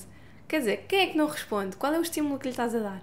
Então eu acho que a responsabilização e a pessoa realmente perceber quais é que são as suas fraquezas e quais é que são as suas forças, o que é que ainda pode melhorar, é muito importante. Teres a humildade de reconhecer que tu estás sempre em melhoria, não é? Um Cristiano Ronaldo está sempre a tentar melhorar alguma coisa. Isso eu acho que é uma das grandes aprendizagens que nós temos com os atletas, que eles estão sempre a tentar melhorar. Eles já bateram o recorde, mas a seguir eles querem bater o recorde deles. Até porque se tu quiseres só manter, vai sempre haver alguém que esteja a melhorar e que nos vai passar. Por isso nós temos de estar sempre a querer fazer melhor. Sim, quando eu corria, eu às vezes ia correr, via velhotes, tipo 80 anos, enxutos a correrem, eu já queria desistir e pensava, era o que faltava, agora é que eu não desisto. Portanto, eu acho que é muito giro quando a pessoa encontra as suas forças e pensares, eu vou-me responsabilizar, o corpo é meu, a saúde é minha, eu vou cuidar dele. E está tudo bem se tu não fores assim, mas não te venhas queixar. É isso é que me irrita. É aquelas pessoas que dizem, não, eu depois quando chegar tipo aos 70, logo se vê. Aquelas pessoas que dizem assim, também morrer com 90 anos saudável não tem graça nenhuma. Não tem. Responsabilização. E depois sentimos a parte boa disso, não é? Algumas decisões temos de tomar, mas depois vai haver um retorno. E às vezes as pessoas têm de ser capazes de tomar essa decisão. Pensa assim, quando as pessoas te... Se calhar se vir, não sei se isso te acontece, mas de certeza que te acontece. David, como é que tu és capaz de fazer tanta coisa? Como é que tu consegues? Como é que treinas todos os dias? Como é que segues a alimentação? Como é que estás motivado? Como é que consegues ser assim? Porquê que te perguntam isso? Porque tu estás saudável, porque tu te responsabilizas, porque tu reconheces a importância, porque tu tens um mindset alinhado com o corpo é meu e eu sei que mais ninguém vai cuidar dele da mesma maneira que eu posso cuidar. Portanto, claro que há um equilíbrio, não é? Eu posso de vez em quando fazer escolhas menos boas, mas a maior parte das minhas escolhas são consistentemente boas. Não é tipo 50%. 50% não chega. E nós temos muito stress. Se nós não tivermos stress, se calhar 50% até dava, como antigamente. E depois quando vêm com aquelas conversas, o meu avô tem não sei quantos anos, toda a vida, não sei o quê. Quantos medicamentos é que o teu avô toma? E está a viver ou está a sobreviver? Exato, está saudável. Está bom de cabeça, mas realmente já foi operado ao coração, já teve um infarto, já teve um não sei o quê. Está bom? Achas que para ti está bom? Eu preferia chegar a essa idade sem infartos, sem medicamentos, sem não sei o quê. Até pode estar bom de cabeça, mas e o resto? Capaz de agarrar uns sacos das compras ou de brincar com os netos ou o que for, não é? Sim, conduz, com 90 anos. Bom para ele, tem bons olhos, mas e o resto? Tenho uma pergunta para ti. Vou-te só pedir uma coisa. É que ponhas aqui o ramo, que eu tenho receio que isto depois fique comprometa a imagem. Que é, o que é a alimentação saudável no fim de contas? No meio disto tudo. Eu acho que é uma alimentação que suprime todas as tuas necessidades, que te faz sentido física e psicologicamente e que te permite viveres na tua melhor versão. Eu acho que é um bocado isto, não é? Suprime as tuas necessidades emocionais, tu sentes-te bem, tu comes com prazer, tu gostas, tu desfrutas, tu não estás aí jantar fora e a levar a tua marmita, tu percebes que aquele é um momento para desfrutar, sabes que vais ter a capacidade de fazer uma boa escolha, estás com aquelas pessoas, tens a capacidade também física e mental, estás nutrido, estás bem. E portanto eu acho que alimentação saudável é tudo isto, é tu sentires que tudo aquilo encaixa, tudo aquilo faz sentido. Tu não és limitado por determinadas coisas na tua alimentação, tu tens capacidade de chegar à frente dos teus amigos e dizerem, olhem lá, vocês estão a querer combinar um jantar no sushi, mas eu sei que eu aqui não vou ter opções dentro daquilo que é os meus padrões, que são os meus padrões. Podemos ir a um restaurante tipicamente português, vocês comem o vosso bitoque e eu como o meu peixe grelhado, está ok. Isto é uma coisa tão simples e a maior parte das pessoas não faz. Tem medo, às vezes, de dizer, eu não quero ser a chata. Eu não quero ser a chata, és o quê?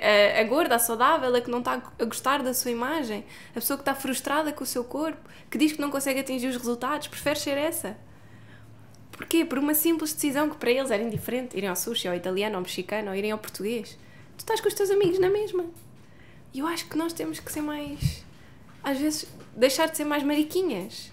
Não é? Às vezes eu sinto isso, é mariquice pegada, porque dá trabalho. Eu tenho que ir ao WhatsApp e perguntar, vocês não se importam se não sei o quê? Não estás a ser a chata? Estás só a ser aquela pessoa que toma uma decisão que ninguém quis tomar. Houve alguém que disse, vamos ao sushi. E os outros simplesmente não se deram ao trabalho de dizer que sim ou que sopas. Sabes? Bom, e ficou uma excelente mensagem final. E falámos várias vezes aqui de nos responsabilizarmos, de decidirmos o que queremos para a nossa vida, que a alimentação saudável depende de pessoa para pessoa. E acima de tudo, que nós podemos fazer as nossas escolhas. E a escolha agora é simplesmente pensar numa pessoa que pode beneficiar com esta mensagem, com a partilha que a Mafalda nos deixou aqui hoje. Pegar no link e partilhar com ela. Contam connosco. Contamos convosco.